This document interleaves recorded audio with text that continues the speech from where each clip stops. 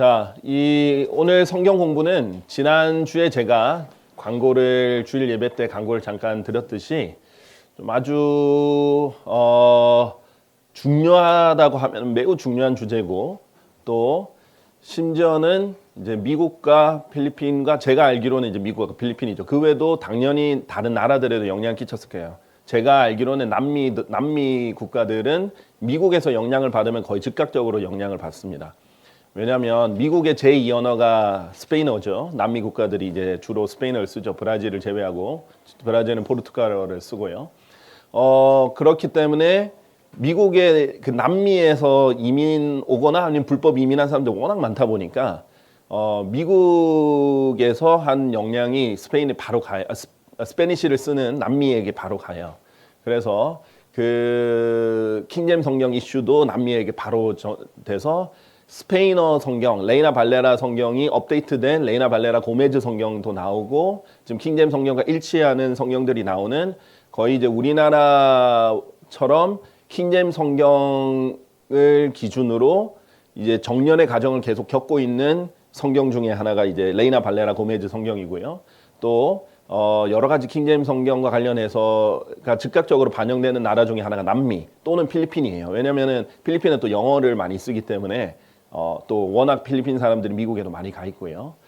그래서 이제 미국 바이블 빌리버들, 필리핀 바이블 빌리버들, 그 다음에 남미 바이블 빌리버들, 제가 생각 그 외에도 당연히 곳곳에 나라에 바이블 빌리버들이 있으니까 호주나 뉴질랜드뿐만 아니라 캐나다뿐만 아니라 다른 나라들도 영향을, 영국까지 포함해서 유럽들 받는 주제예요. 그런데 이제 한국에는 제가 봤을 때 아주 뭐 이슈가 된 적은 아직 없었던 것 같아요. 그래서 이 부분이 이슈가 되기 전에 미리 말씀을 드리고, 또 이것이 좋은 기회예요. 잘 이렇게 이슈를 듣지 않았다가도 한번 각자의 주장을 들어보고, 또 이것을 어떻게 성경적으로 해결을 해 나가야 되고, 우리가 성경 해석학에 대해서 15가지 법칙을 배웠단 말이죠. 그럼 그 15가지 법칙을 어떻게 적용하는 신뢰가 될 수 있고, 이런 문제들 생겼을 때 어떻게 화평하고 평화롭고 성경적으로 해결할 수 있는지를 보여줄 수 있는 아주 좋은 예시라서 이번 주에 이렇게 가져왔습니다.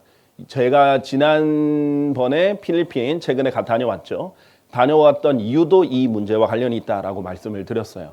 그래서 다행히도 너무나 감사하게도 사도행전 15장처럼 다 모여서, 목회자들이 다 모여서, 제가 세운 교회들의 목회자를 모이고, 또 성경 신학교도 거기 있잖아요. 거기 신학교 강사들도 모여서 함께 논의하고 토의하고 결론을 하나로 내릴 수 있었던 것에 하나님께 감사드렸고요. 바이블 빌리버들은 그만큼 성경을 많이 알기 때문에 개신교 사람들은 도대체 이게 뭐지? 이런 일이 있었는지를 모르는 것조차도 이슈가 될 수가 있어요. 아주 세밀하게 보다 보니까. 그렇기 때문에 또 동시에 쉽게 빠질 수 있는 오류들도 있습니다. 그런 것들을 동시에 같이 볼 수 있는 좋은 기회라고 생각하고, 준비하다 보니까 워낙 이게 방대한 이슈였고 아주 중요한 이슈였고 또 방대한 내용을 다루다 보니까 오늘은 이거를 성경 공부를 2번으로 나눠서 2주, 3주에 걸쳐서 하면은 오히려 그것은 이제 중요한 내용들에 대한 것이 희석이 좀 될 것 같아서요.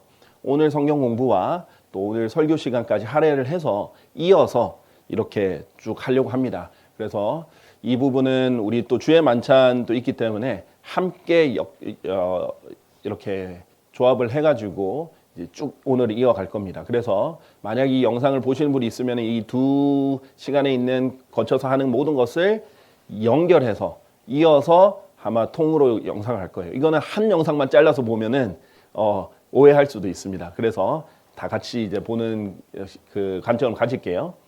오늘 주제는 예수님은 지옥에서 고통 받으셨는가입니다. 자, 일단 바이블 빌리버가 아니거나 아니면 갓 바이블 빌리버가 되셨거나 아니면 기존 개신교에 계시거나 이렇게 하신 분들은 일단 이 부분에서 걸릴 거예요. 이거 예수님이 지옥에 가셨다고? 이거 자체가 충격이신 분들도 많이 있습니다. 생각도 못했거나 아니면 못 들어보신 분들도 있어요. 왜 그러냐? 일단은 교리를 세밀하게, 특히 예수님이 장사되셨을 때 3일 동안 이 지하세계에서 무슨 일이 났었는지를 세밀적으로 가르치지 않기 때문에, 개신교에서 그렇기 때문에도 이유가 있지만요. 특히 한국에는요, 제가 사도신경이 성경적이라고 말하는 건 아니에요. 근데 지금 제가 사도신경에 대해서 뭐 이렇게 이게 성경적이다 안 성경적이다라고 말한 시간은 아니기 때문에 일단 인용만 할게요. 한국에서 이제 개신교도들이 이제 사도신경을 이제 거의 매주 이렇게 암송을 하고 읽잖아요. 읽고 외우고 얘기하고 그러잖아요. 그런데 여기서 보면 사도신경, 영어 사도신경이 있어요. 영어뿐만 아니라 라틴어로 된 사도신경도 마찬가지입니다. 여기에서 He descended into hell. 그분께서 지옥으로 내려가셨고 라는 장면이 사도신경에 있어요. 물론 사도신경은 사도들이 했던 신경이 아닙니다. 사도들은 절대 어떤 신경을 만들어서 반복해서 외운 적이 없어요. 그런데 로마 가톨릭에서 사도신경이라고 이름을 지은 거예요. 근데 일반 사람들은 사도들이 이렇게 고백했나 보다. 이렇게 이제 생각하는 거겠죠. 근데 이제 그 부분은 뭐 지금 다룰 것은 아니고요. 근데 그 영어나 라틴어에서 봐도 그분께서 지옥으로 내려가셨고가 있어요. 그런데 한국어 사도신경에는 없죠. 여기 보세요. 지금 십자가에 달려 죽으시고 was crucified, died and was buried. 죽으시고 이제 장사되셨다. 그런 다음에 he descended into hell 있는데 장사한 지 사흘 만에 죽은 자 가운데서 다시 살아나시면서 이 사이에 있는 지옥으로 내려가셨다는 말이 없습니다. 그래서 한국 사람들에겐 더더욱 생소하겠죠. 왜냐하면 사도신경을 그렇게 매주 막 암송하고 이렇게 외우고 이렇게 하는데 예수님께서 지옥에 내려가셨다는 부분이 빠져 있어요. 왜 그랬는지는 잘 모르겠습니다. 이 부분은 개신교 목사님들도 몰라요. 왜 한국에 들어왔을 때 초기에 이 부분이 빠졌는지. 그분들도 모르더라고요. 근데 왜냐면은 어쩌다가 이게 빠지고 인용이 됐는지 모르는데 지금은 워낙 많이 하고 있어서 이것을 넣을 수가 없는 거예요, 중간에. 그래서 이대로 하고 있는 거죠. 그래서 사실상 예수님이 지옥에 내려가셨다는 건 새로운 것이 아니고요. 성경에 매우 이제 아주 정확하게 나와 있는 진리입니다. 그래서 그 부분들 이제 설명을 드리려고 하는데요. 먼저 사도행전 2장 27절에 보면요. 이는 당신께서 저의 혼을 지옥에 남겨두지 아니하실 것이요. 하나님께서 이 예수님께서 시편에 있는 말씀인데 예수님께 적용되는 메시아의 시편이거든요. 메시아 시편을 그 사도들이 인용을 하고 특히 베드로가 인용을 하면서 설명하는 거예요. 당신께서 저의 혼을 지옥에 남겨두지 아니하실 것이요. 또 당신께서 당신의 거룩하신 분이 부패함을 보도록 내버려 두지 않으실 것이기 때문이다. 이것을 인용을 해요. 그러니까 예수님의 혼이 지옥에 남겨두지 않는다. 지옥에 남겨지지 않는다. 무슨 말이에요? 지옥에는 가긴 갔는데 남겨져 있지 않다라는 말이죠. 에베소서 4장 9절에 보면 이제 그분께서 올라가셨으므로 문맥상 예수님이에요. 에베소서 4장은 예수님에 대해서 설명하고 있는데 예수님께서 승천하신 건 다 알잖아요. 근데 그것은 그분께서 또한 먼저 땅에 더 낮은 부분들로 내려가셨다는 것이 아니면 무엇이겠느냐.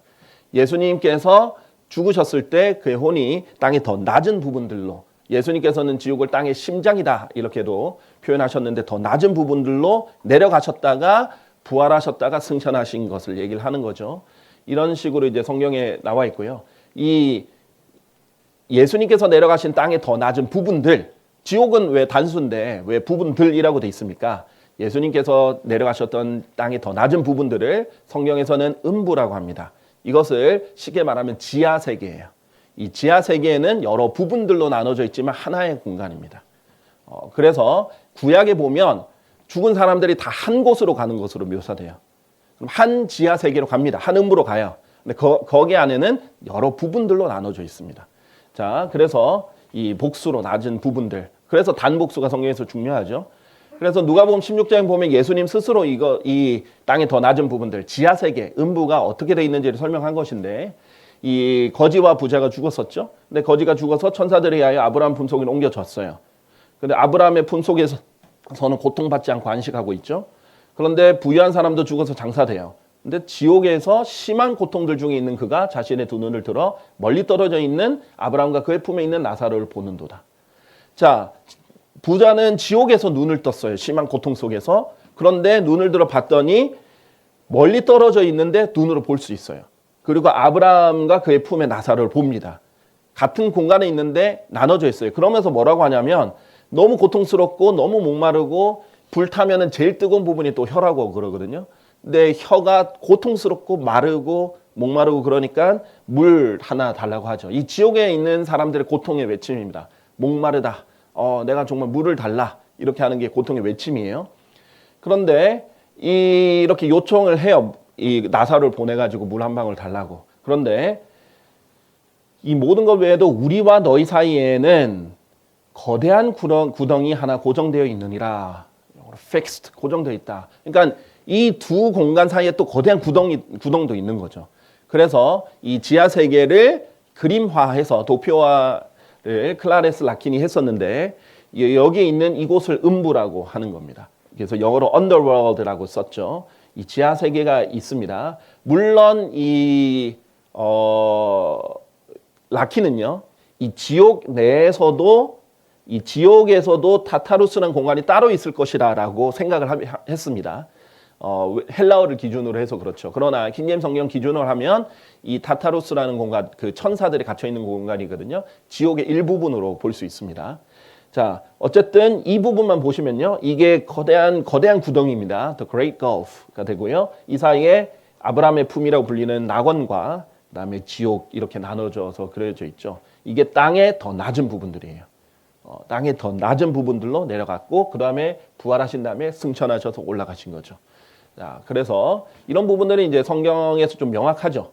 이제 음부는 그래서 죽은 혼들이 가는 세계고, 무덤은 죽은 자들의 몸이 묻히는 것이고요. 그 다음에 속죄받은 혼들은 낙원으로 가고, 그 다음에 그렇지 않은 혼들은, 속죄받지 못한 혼들은 지옥에 있습니다. 그런데 구약까지는 이렇게 속죄받아도 여기에 있어요.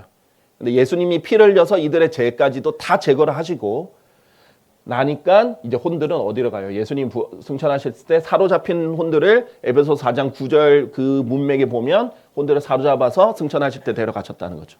그래서 그 뒤에는 죽은 혼들이 예수님께서 피를 흘리셨기 때문에 바로 올라갈 수 있게 됩니다. 그래서 지금은 이 음부에 있는 곳 중에 낙원은 비어 있는 상태고요.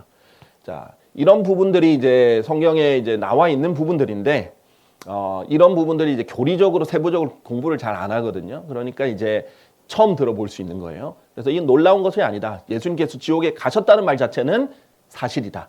여기서 핵심은 뭐냐? 그럼 예수님 지옥 가셨는데 예수님이 지옥에서 불타면서 고통당하셨는가?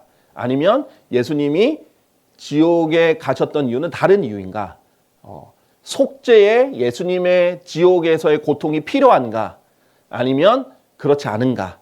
이 부분입니다.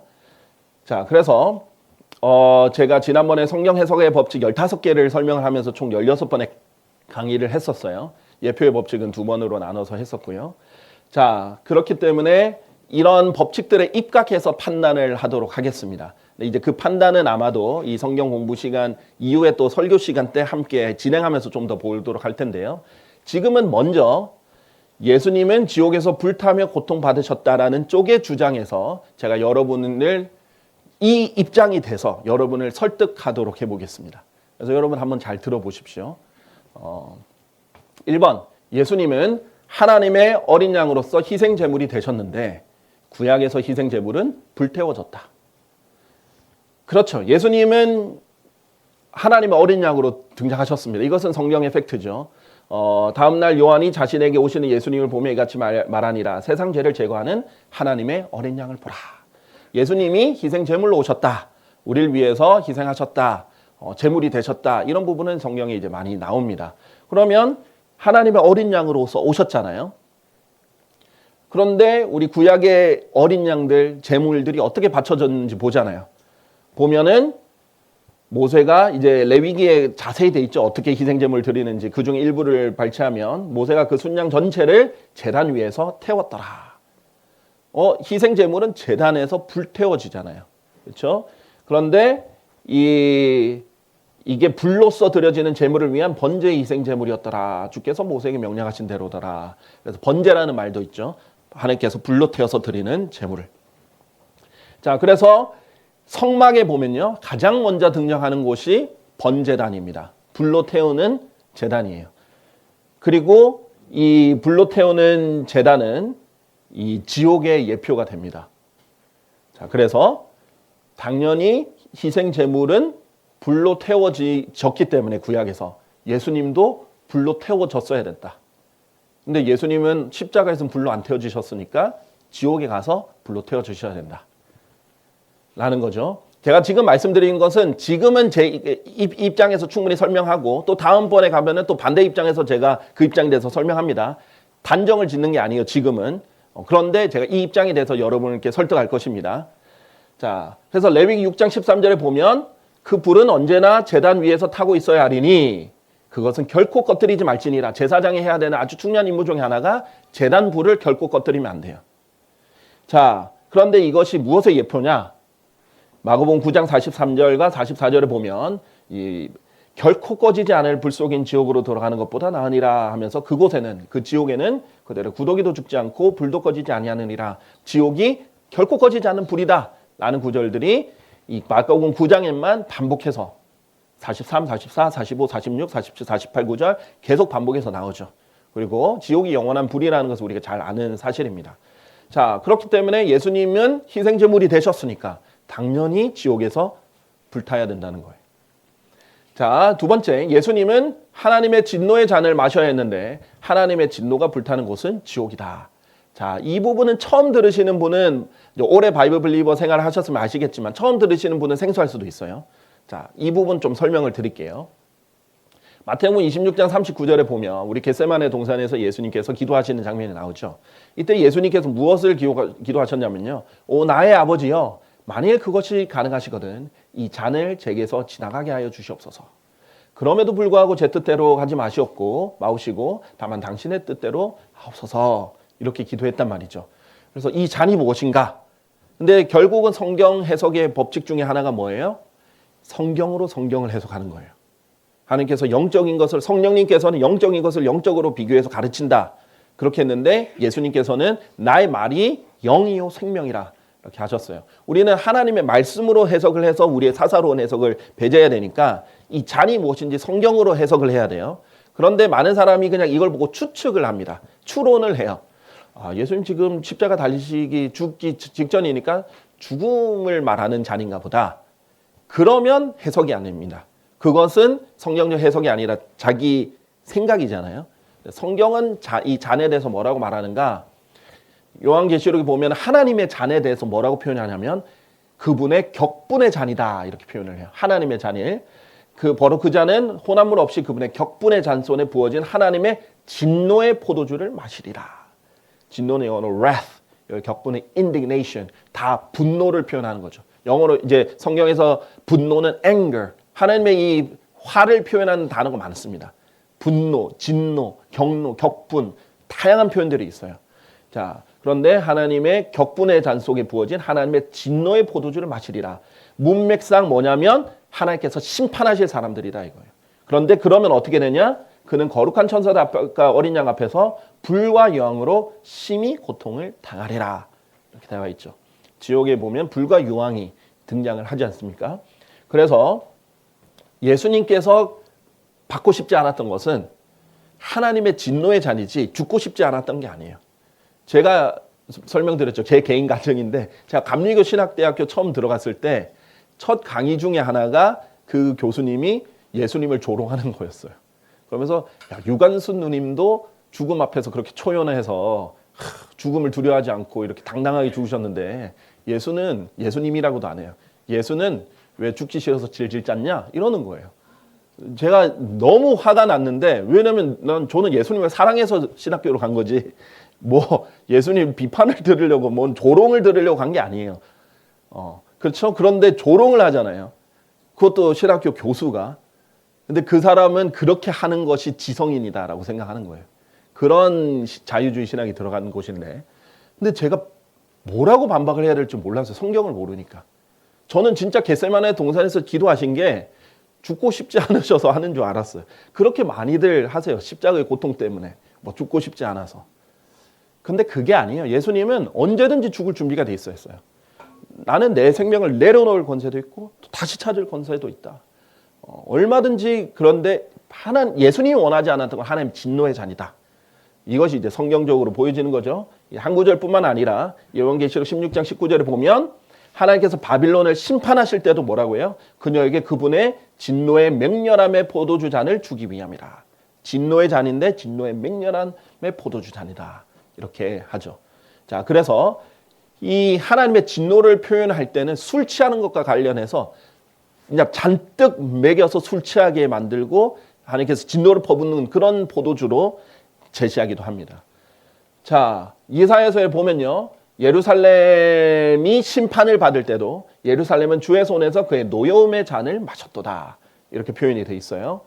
자, 여기서도 자신의 백성의 손살을 변호하는 주 너의 하나님 곧 너의 주가 이같이 말하노라. 보라 내가 떨림의 잔 곧 나의 노여움의 잔의 찢기들을 너의 손에서 거두었노라. 이제 하나님께서 심판을 거두실 때는 이것을 거두었다라고 하시죠. 자, 그래서 이 하나님의 진노가 불타는 곳, 영원히 불타는 곳이 지옥이니까 당연히 예수님께서 하나님의 진노의 잔을 안 마시고 싶어 했지만 결국 나의 뜻대로 말고 아버지의 뜻대로 해달라고 했고 그 잔을 받으셔야 됐어요.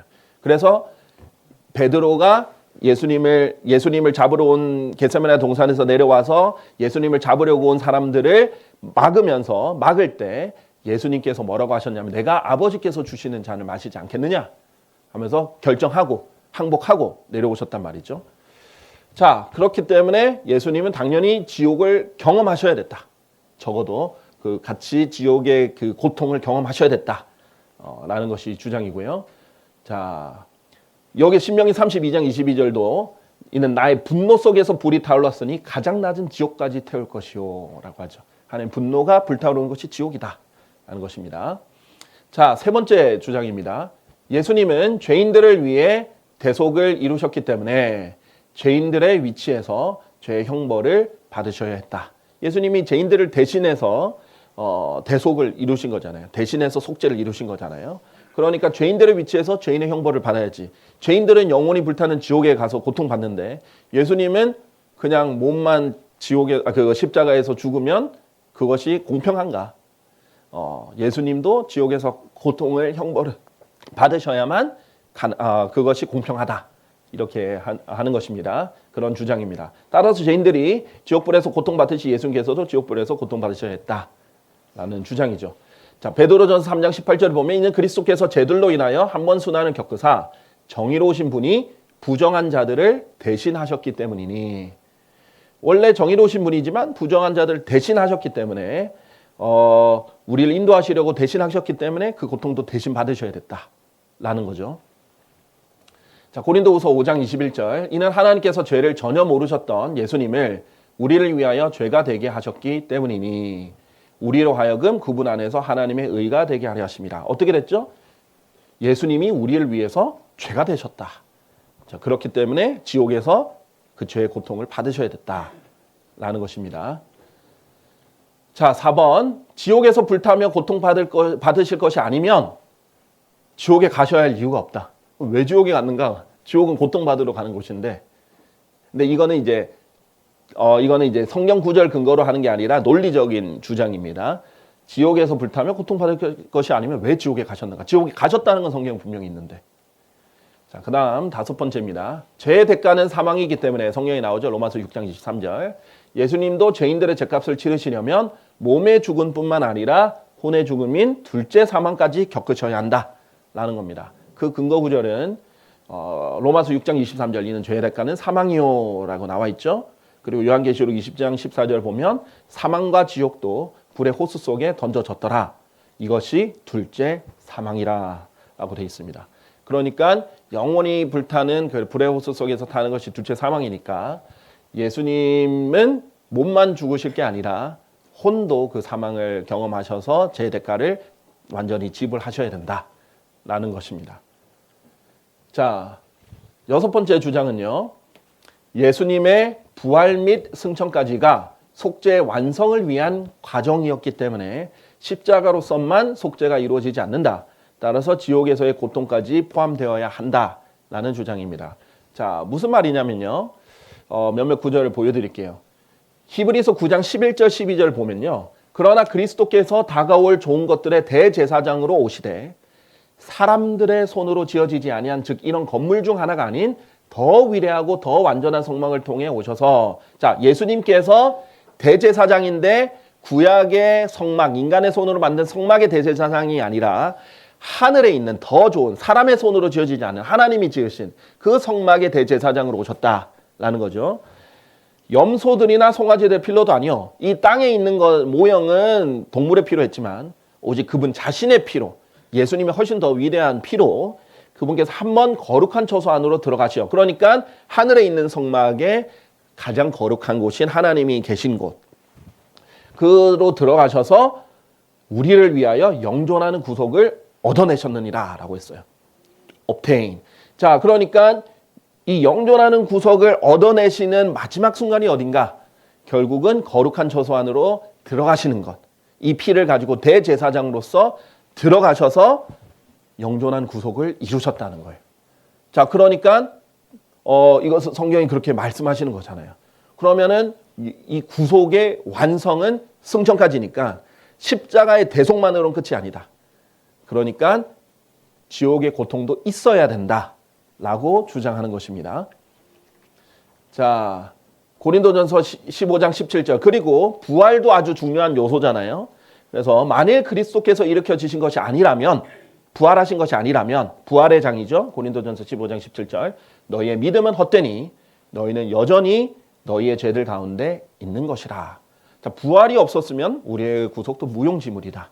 자, 그렇기 때문에 이 주장은 어떤 주장을 염두에 두고 하느냐면 제가 나중에 설명하겠지만은 예수님이 십자가에서 다 이루어졌도다 이렇게 얘기하시잖아요. 그것을 염두에 둔 거예요.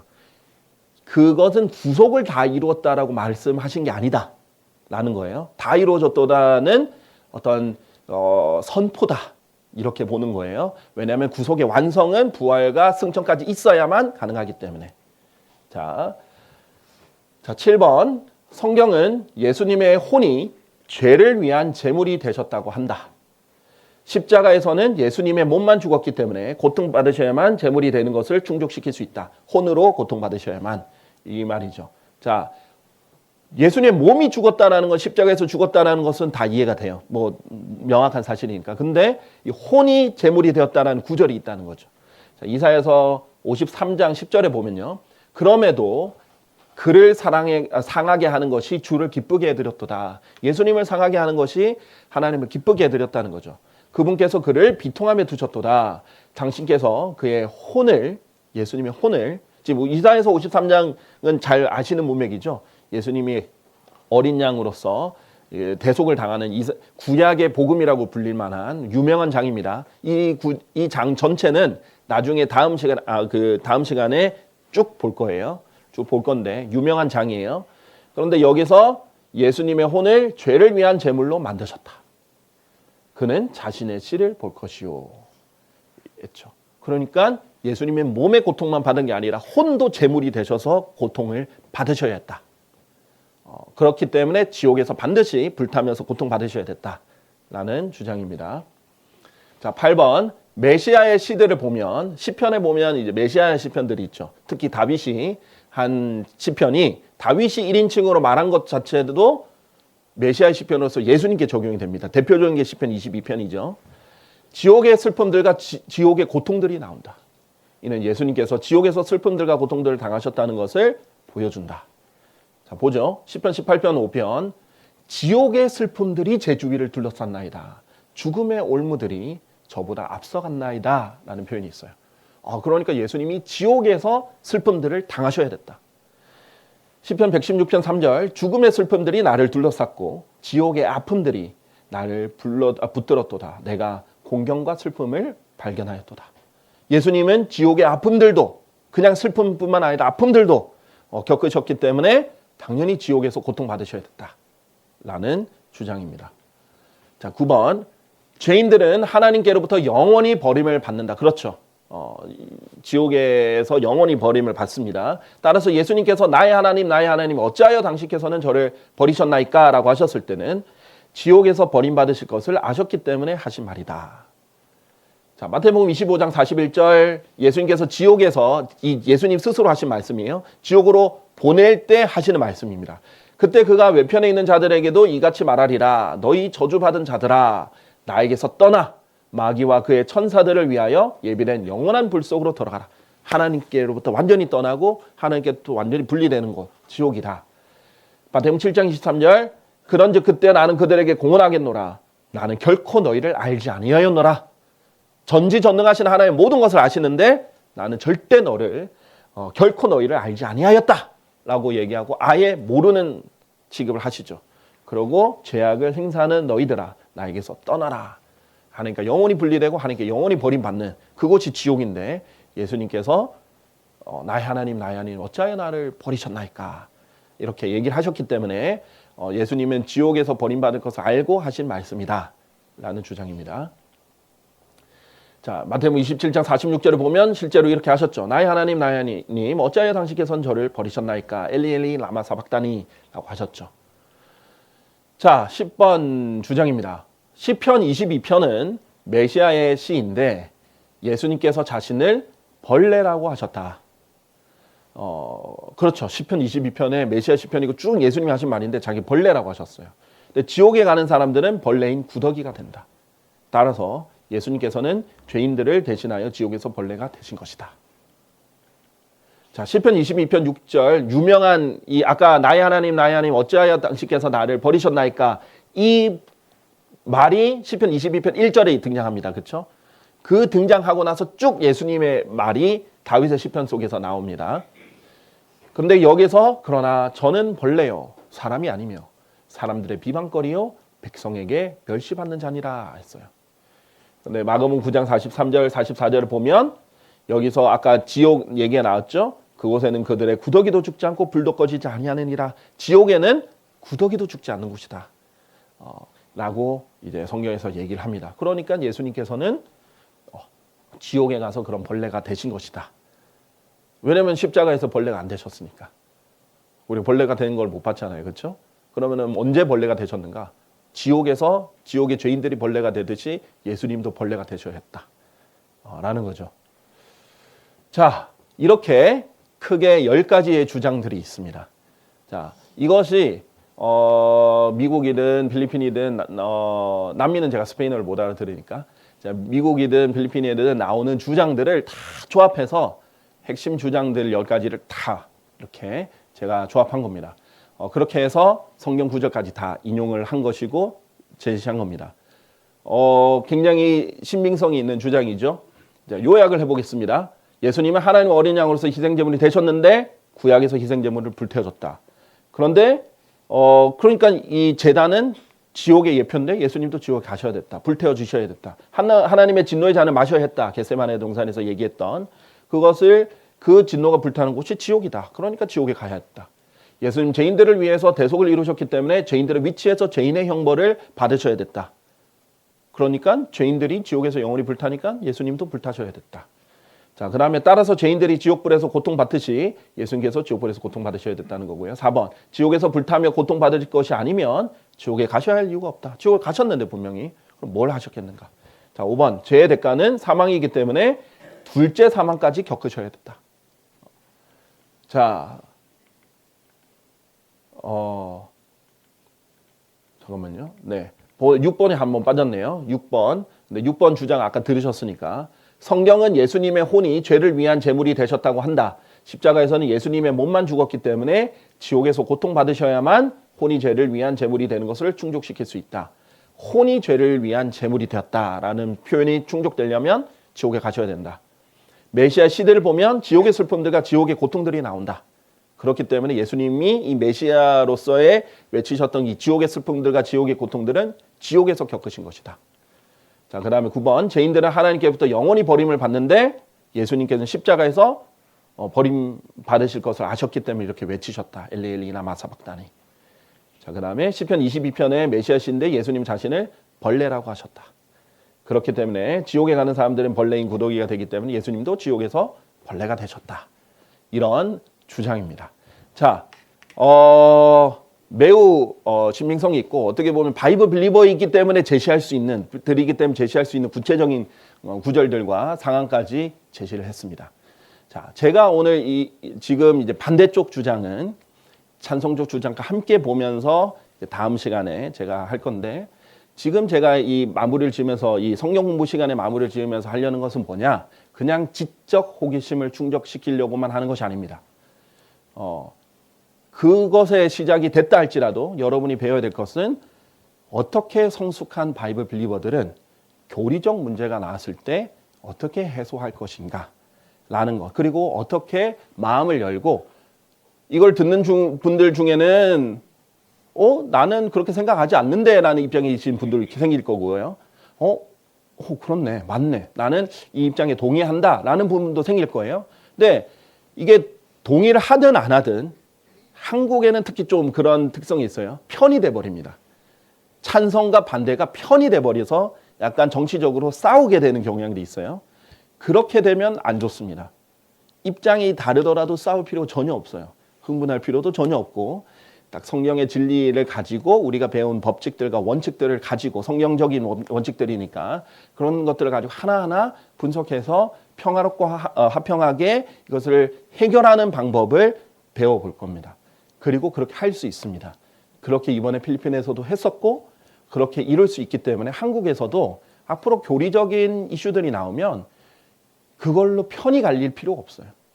얼마든지 논의하고 동의할 수 있고 같은 결론을 내릴 수 있다. 화평하게 성경적으로. 그런 것들을 우리가 함께 보는 시간이 되시길 바랍니다. 이어서 반대쪽 입장도 있는 그대로 또 제시해 보겠습니다.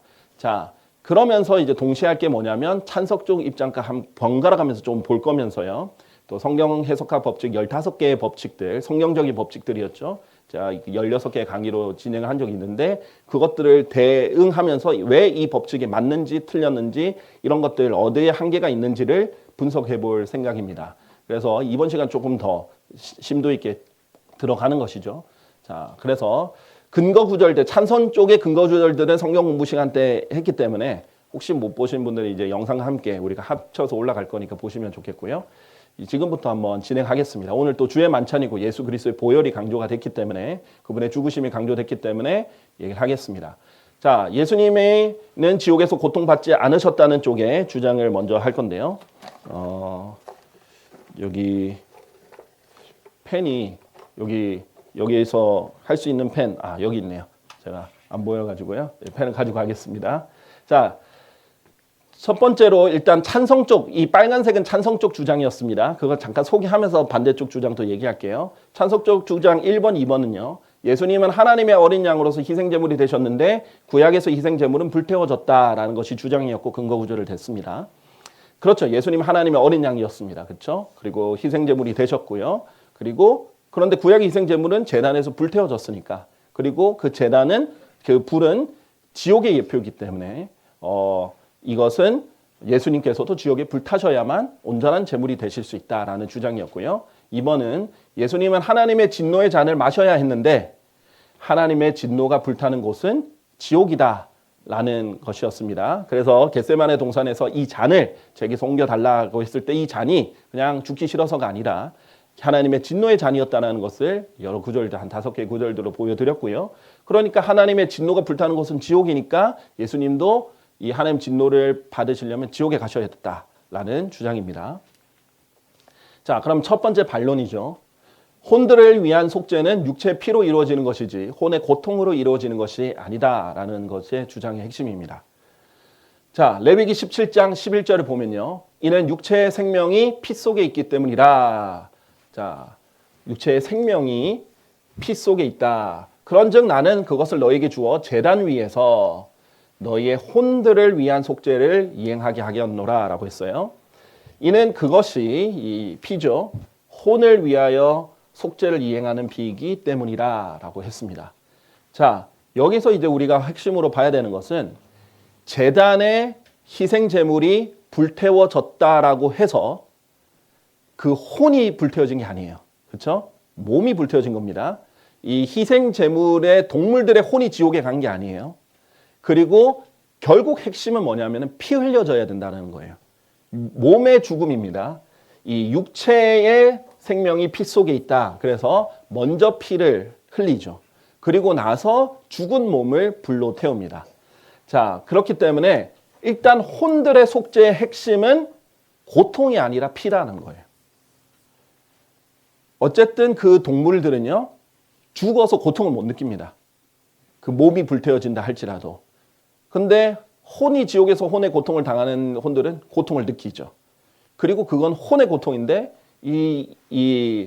여기 그 희생 제물들은 육체의 피를 흘림으로써 희생 제물의 속죄를 이행했다라는 겁니다.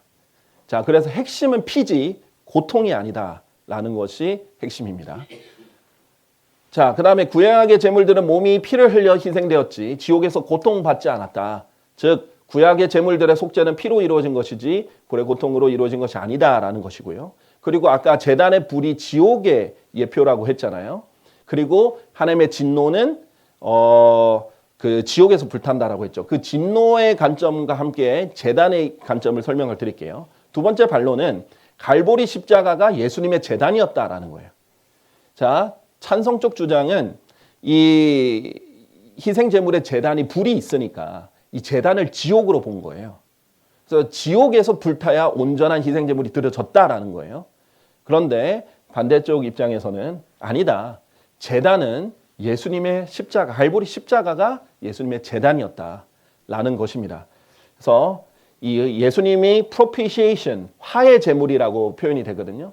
예수님께서 하나님과 우리를 화해시키기 위한 제물이 되셨는데 이 화해 제물이 되신 것은 십자가의 피로 이루어진 거지 지옥의 혼에, 지옥에서의 고통으로 이루어진 것이 아니라는 것이 핵심입니다. 자, 창세기 22장 8절에서 9절에 보면요.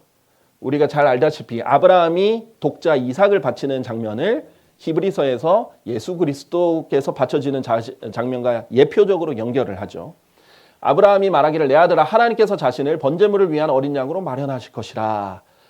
이미 수천 년 전에 예수님 태어나시기 수천 년 전에 약 1800년 전에 하나님께서 자신을 번제물을 위한 어린 양으로 마련하실 것이라는 게 예언됐고 예수님께서 그 어린 양으로 나타나셨어요. 그러니까 예수님이 하나님이라는 것도 나눈 거죠. 하나님께서 자신을 번제물을 위한 어린 양으로 마련하실 것이라는 아주 신성의 이 어린 양은 그냥 어떤 사람이 일반 사람도 아니고 일반 동물도 아니고 하나님 자신이라는 예언이 이렇게 졌어요. 근데 이제 안타깝게도 이제 개역 성경에서는 번제할 어린 양은 하나님이 자기를 위하여 친히 준비하시리라. 이거는 그냥 하나님이 자기를 위해서 준비했다라고 하는 것이 돼버립니다. 자, 그런데 그것이 아니라 하나님이 자신을 어린 양으로 마련하신다라는 어마어마한 예언이 들어있었던 것이죠. 자, 그리고 이때 하나님께서 준비하신 것은 순양이었단 말이죠. 어린 양이 아니었어요. 그러니까 이 순양이 아니라 여기서 말한 어린 양은 이삭 대신 바쳐진 순양이 아니라 여기서 말한 어린 양은 예수 그리스도라는 것이 다시 연결이 됩니다. 자, 그래서 이때 무슨 일이 있었냐? 아브라함이 거기서 제단을 쌓고 알려주신 곳에 도착했는데 거기서 제단을 쌓고 가지런히 장작을 올렸습니다. 그리고 자기 아들 이삭을 결박하고 그를 제단 위에 있는 장작 위에 올려놓았습니다. 자, 여기서 이 알려주신 곳이 결과적으로 갈보리 십자가 예수님이 달리신 곳입니다. 그러니까 미리부터 그것을 알고 하신 거죠. 그것이 주의 산에서 보이는 곳이에요. 시온산에서 보이는 곳이에요. 왜냐하면 예수님은 시온산에서 십자가를 못 박히신 게 아니에요. 예루살렘 안에서 십자가를 못 박히신 게 아니라 밖에서 순환을 당하셨다라고 되어 있거든요. 그래서 바로 옆에 있는 근처에 있는 갈보리였습니다. 거기 모리아라는 곳에 많은 산들이 있는데 그 중에 하나였습니다. 자, 그래서 하나님께서 직접 이 예표를 연결시켜 주십니다. 자, 그래서 히브리서 11장 17절 19절에 보면요. 믿음으로 아브라함은 그가 시련을 받았을 때 이삭을 바쳤느니라. 그리하여 그 약속들을 받은 그가 자신의 독생자를 바친 것이라. 여러분이 익숙한 표현이죠. 성경에서 독생자는 딱 두 명한테만 적용되는 표현입니다. 이삭과 예수 그리스도입니다. 하나님께서 세상을 이처럼 사랑하셨기 때문에 자신의 독생자를 주셨다라는 표현이 있죠. 그래서 예수 그리스도의 예표인 것을 다시 한번 볼 수 있는데 하나님께서 심지어 죽은 자들로부터 그를 일으키실 수 있다고 여겼으므로 아브라함이 이삭을 기꺼이 바치려고 했던 이유가 믿음이 있었기 때문이에요. 하나님께서 분명히 이 이삭을 통해서 내 씨를 정말 하늘의 별들같이 만든다 했는데 이삭을 죽이면 어떻게 그것을 이루실 것인가. 이삭은 결혼도 안 했는데 아직 살리시겠구나. 이 부활을 믿고 한 거예요. 그래서 아브라함 또한 이삭을 죽은 자들로부터 하나의 모형으로 받은 것이다. 그래서 진짜 죽지도 않았고 진짜 부활하진 않았지만 하나님께서 죽음과 부활의 모형으로 사용하신 겁니다. 그래서 예수 그리스도의 독생자 예수 그리스도의 죽음과 부활의 모형으로 제시되었던 장면이에요. 자, 이렇게 했을 때 예수님께서도 심지어 너희의 조상 아브라함은 나의 날을 보는 것을 크게 기뻐하였느니라 라고 했어요. 아브라함은 예수 그리스도 메시아가 오셔서 하나님의 어린 양이 되실 것을 미리 알았고 그렇게 예언을 했기 때문에 예수님의 나를 보는 걸 크게 기뻐하고 예수님의 그러면서 이삭을 바쳤단 말이죠. 그러니까 이삭의 죽음과 부활을 예수님의 죽음과 부활로 예수님의 날로 예수님의 날은 죽으심과 부활과 관련이 있는데 그 날로 이렇게 연결해서 이미 알고 있었다라는 거죠. 예수님께서 컨펌해 주신 장면이고요. 자, 그런데 창세기 22장 6절에 보면 아브라함은 번제물에 사용할 장작을 취하여 나무입니다. 자, 그리고 그것을 자기 아들 이삭 위에 지었더라. 그런데 그는 자기 손에 불을 들고 단도 한 자루를 들었더라. 그리고 그들 둘이 함께 갔더라. 자, 예표상으로 이삭이 예수 그리스도의 예표라면 아브라함이 하나님의 아버지의 예표예요. 장작을 누구에게 지웁니까? 아들에게 지우죠. 예수님은 십자가 나무를 지고 가셨습니다. 그리고 아버지는 무엇을 들고 갑니까? 불을 들고 가고 단도를 들고 갑니다. 예표적으로, 왜냐하면 예표로 얘기했기 때문에 예표로 대답하는 거예요. 제단의 불이 지옥의 예표라고 이렇게 얘기를 했는데 이때 보세요. 예표적으로 이 불은 지옥의 예표가 아닙니다. 그것을 제가 설명을 드릴게요. 하나님의 진노의 예표입니다. 제단의 불도 마찬가지예요. 하나님의 진노의 예표예요. 하나님 진노가 지옥에서 불탑니다. 맞아요. 근데 지옥에서만 불타지 않습니다. 하나님의 진노는 땅에서도 쏟아질 수 있고 하나님의 진노는 다른 심판을 이 지상에서 펼쳐지는 심판에서도 이루어질 수 있습니다. 이 불과 단도를 적용해서 예수 그리스도를 적용하면 하나님 아버지께서 예수 그리스도를 죽게 하셨잖아요. 그때 함께 불이 있었다는 거예요. 하나님의 진노는 십자가에서 부어졌다는 겁니다. 지옥에서 따로 또 부어졌다는 것이 아니라 예수님께서 이 잔을 제게서 지나가게 해달라고 했을 때 그 진노의 잔은 십자가에서 부어졌다는 게 예표로 설명하기 때문에 예표로 말하는 거예요. 자, 그래서 골로새서 1장 20절을 보면 그런즉 내가 말하노니 아버지께서 그리스도로 말미암아 그분의 십자가의 피를 통해 어디에서요? 지옥에서의 고통을 통해서가 아니라 십자가의 피, 육체적 죽음을 말하는 거죠. 화평을 이루셨다. 땅에 있는 것들이나 하늘에 있는 것들은 그리스도로 말미암아 모든 것들을 자신에게 화해하게 하셨다. 이 화해는 십자가의 피를 통해 이루어지신 거지 혼의 고통까지 필요한 것이 아니었다라는 것이고요. 로마서 3장 25절 그리스도를 그분의 피의 믿음을 통하여 예수님 피는 언제 흘리셨죠? 십자가에서 흘리셨죠. 지옥 가서 흘리신 게 아니잖아요. 혼은 피가 없습니다. 자, 그런데 화해 제물이 되셨다. 그러니까 예수님이 희생 제물이 되시고 화해 제물이 되신 것은 십자가에서다라는 거예요. 그러니까 제단이 십자가라는 겁니다. 지옥에 또 다른 제단이 마련되어 있는 게 아니라 예수님이 희생 제물이 된 것은 십자가에서 된 것이기 때문에 십자가에서 희생 제물이 되셨고 거기에서 불로써 하나님 진노를 받았다는 겁니다. 그게 이제 다음 것과 이어지는데요. 하나님의 진노는 또는 이런 진노가 영어로 wrath인데 격분, indignation, 그다음에 anger, 분노 뭐 등등 노여움 등등 다양한 표현으로 됩니다. 하나님의 진노는 꼭 지옥에서만 불타는 것이 아니다라는 거예요. 여기서 맹점이 드러나는 거죠. 불을 지옥과 직접적으로 연결을 단정시켜 버렸어요. 자, 왜냐하면 맞아요. 하나님의 진노의 불은 지옥에서도 불탑니다. 그러니까 연결이 건너서 됩니다. 하나님의 불은 하나님의 진노를 상징하는데 이것이 지옥에서 불타는 거 맞아요. 그래서 죄인들은 원래 지옥에서 하나님 진노를 받아야 됩니다. 그러나 불이 곧 지옥은 여기서 제단에서 예표는 아니고 건너서 연결됐던 거예요. 불 자체는 가장 직접적으로 제일 먼저 하나님의 진노와 연관이 됩니다.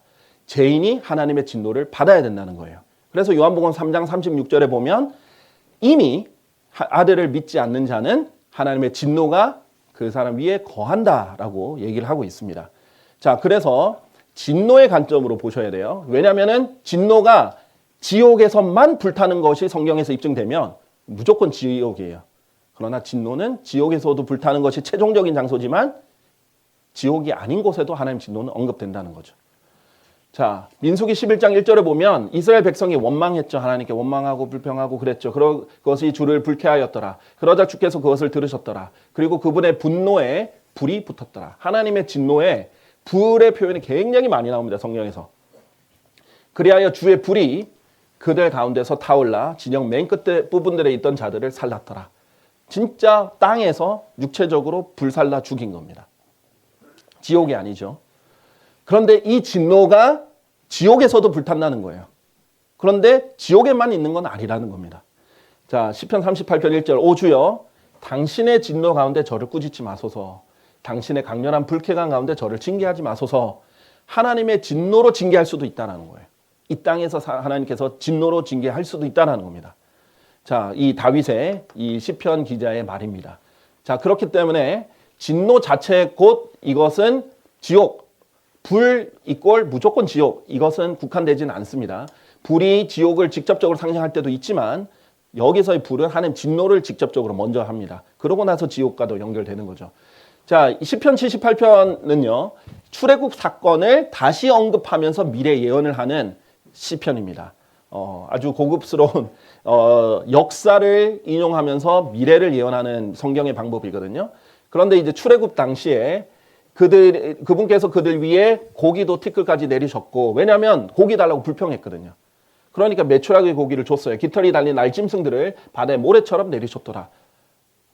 불평하니까 줬는데 줬더니 하나님께 감사하거나 회개하지도 않았어요. 그냥 먹는데 정욕을 따라서 마구 뜯어 먹는 데만 집중했죠. 그래서 그들은 자신들의 정욕을 멀리하지 아니하였도다. 그들의 음식이 아직 그들 입안에 있는 동안 하나님 진노가 그들 위에 임하였고 그들 중 가장 살찐 자들을 살해하셨다라고 합니다. 먹는 것과 관련해서 정욕을 부리는 자들인데 하나님께서 진노로 죽이셨다라고 할 때 땅에서 광야에서 일어났던 일이에요. 그러니까 하나님 진노는 지옥에 국한되지 않는다라는 것이 핵심 포인트예요. 그러니까 그 제단에서 죄가 안수되잖아요. 여러분 기억나시죠? 희생제물은 죄가 전이 됩니다. 그래서 정확한 표현으로는 머리에 손을 얹었다는 거죠. 그러면은 어떻게 돼요? 죄가 전가돼요. 그러면은 죄가 전가된 그 제물은 죽고 죽음으로 대가를 치르죠. 죄의 대가는 사망이니까. 그리고 하나님의 진노를 받는다라는 것의 예표로 불태워지는 겁니다. 예수님의 예표인 이삭도 아브라함이 이 하나님의 아버지의 예표인 불과 단도를 들고 그 모리아에 있는 산들 중에 하나에서 살했을 때 우리가 이제 결과적으로 아는 것은 예수 그리스도가 십자가에 못 박힌 갈보리산이죠. 이 갈보리산에서 십자가에서 이루어진 일이에요. 그 진노는. 자, 그래서 진노는 지옥에서만 받을 수 있는 것은 아닙니다.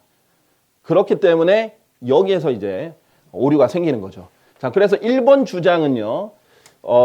예표의 법칙에 대해서 오류가 생겼습니다.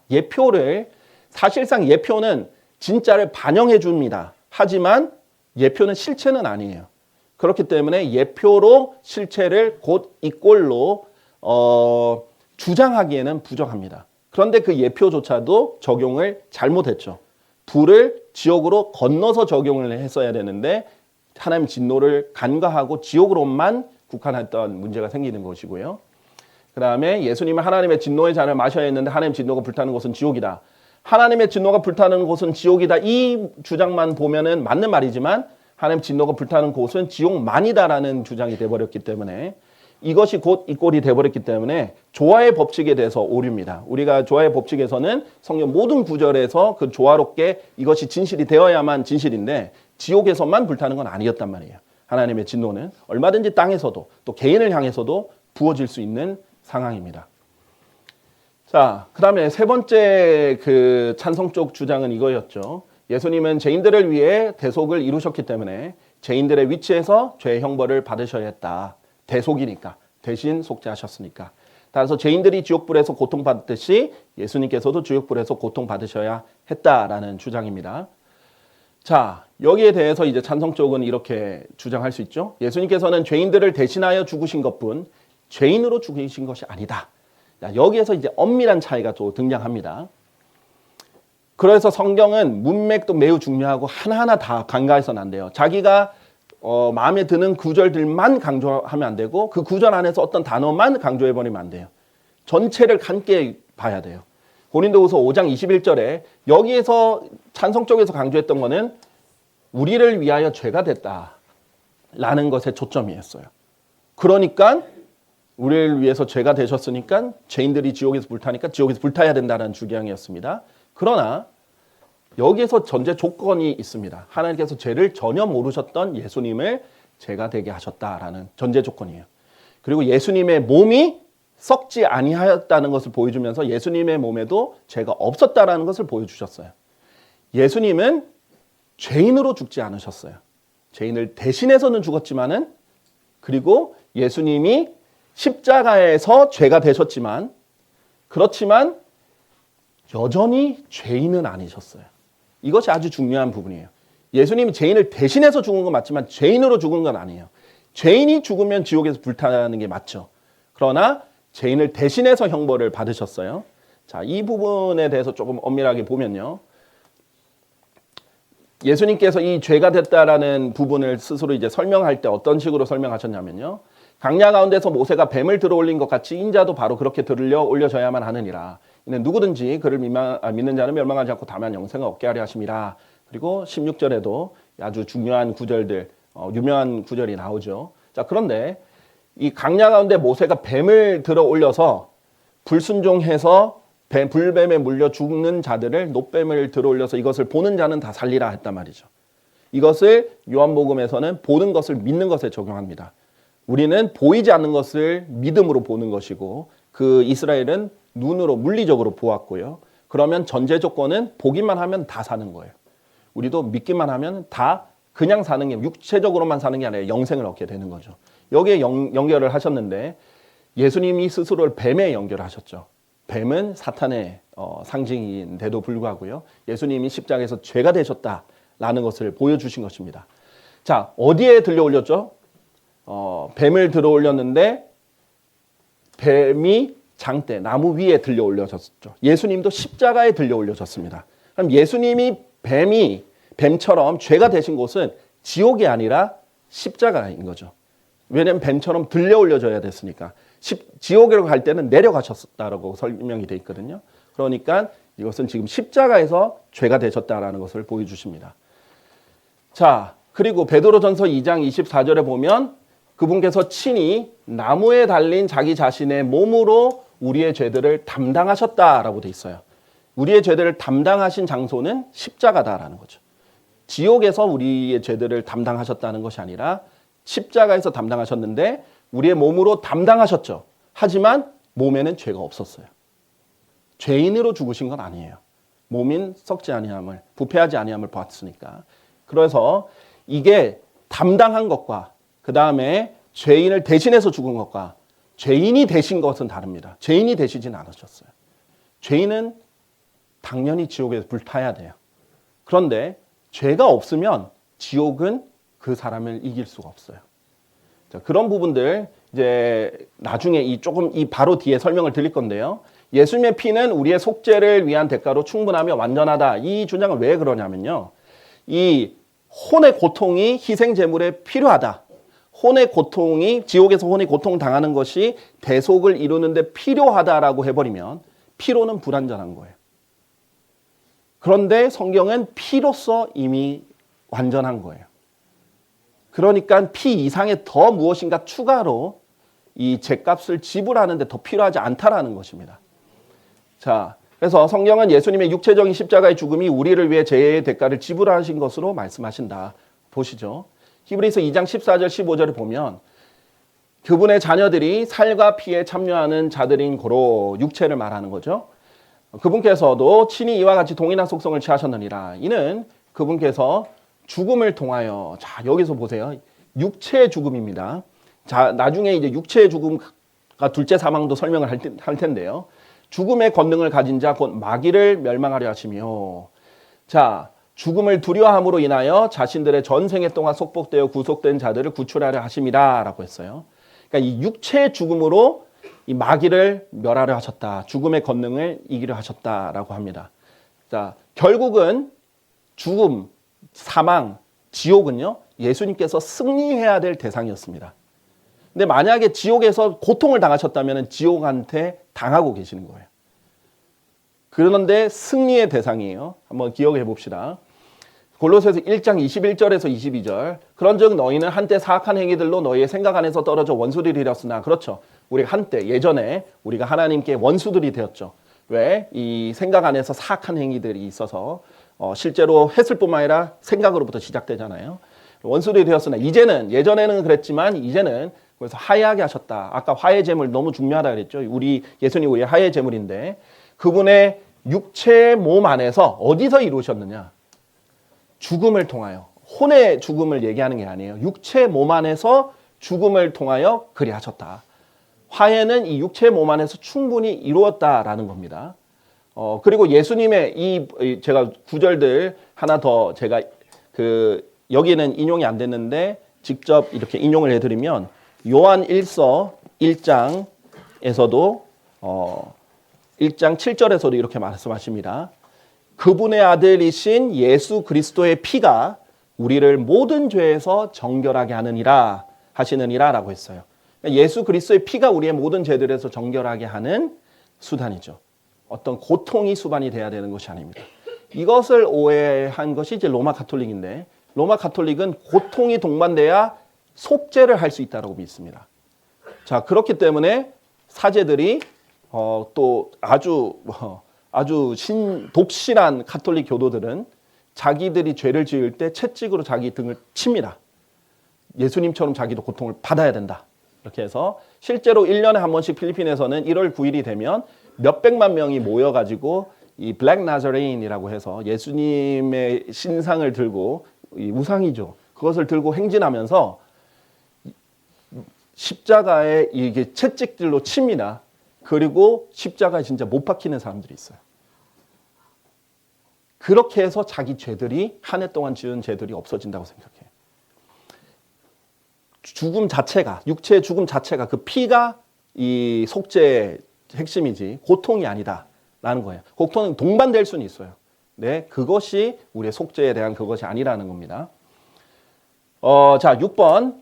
예수님이 지옥에서 불타지 않으심을 보여주는 이제 구약의 예시들을 통해서 더 그렇게 할 수 있다라는 거죠. 자, 예를 들면 이 theophany라는 용어가 있는데 신학적 용어인데 하나님의 현현이라는 뜻입니다. 자, 신약에서 하나님의 아들이신 예수 그리스도가 구약에서도 현현을 하셨었다는 거죠. 근데 신약에서는 아예 태어나셔서 성장하고 자라나서 인간처럼 인간이시기도 했고 인간으로 태어나서 자라셨다면 구약에서는 인간이 보이는 육체로 나타나셨다는 거예요. 태어나셔서 자란 게 아니라 나타나셨다. 이런 것을 하나님의 현현, theophany라고 하는데 theo가 이제 하나님이라는 뜻이고 phany가 현현이라는 뜻이거든요. 자, 다니엘서 3장 20절에서 25절 보시면요. 여러분 이 장면 보셨을 거예요. 다니엘 3장에 보면 이 사드락과 메삭과 아벳느고 그 다니엘의 세 친구들이 결국은 용광로 속에 던져지잖아요. 네, 그때 불 한가운데서 걸어 다니고 있는데 4명의 남자들이 있었다. 3명 던졌는데 그들은 아무 손상이 없도다. 그들은 네 번째 남자의 형체는 하나님의 아들과 같도다 라고 했어요.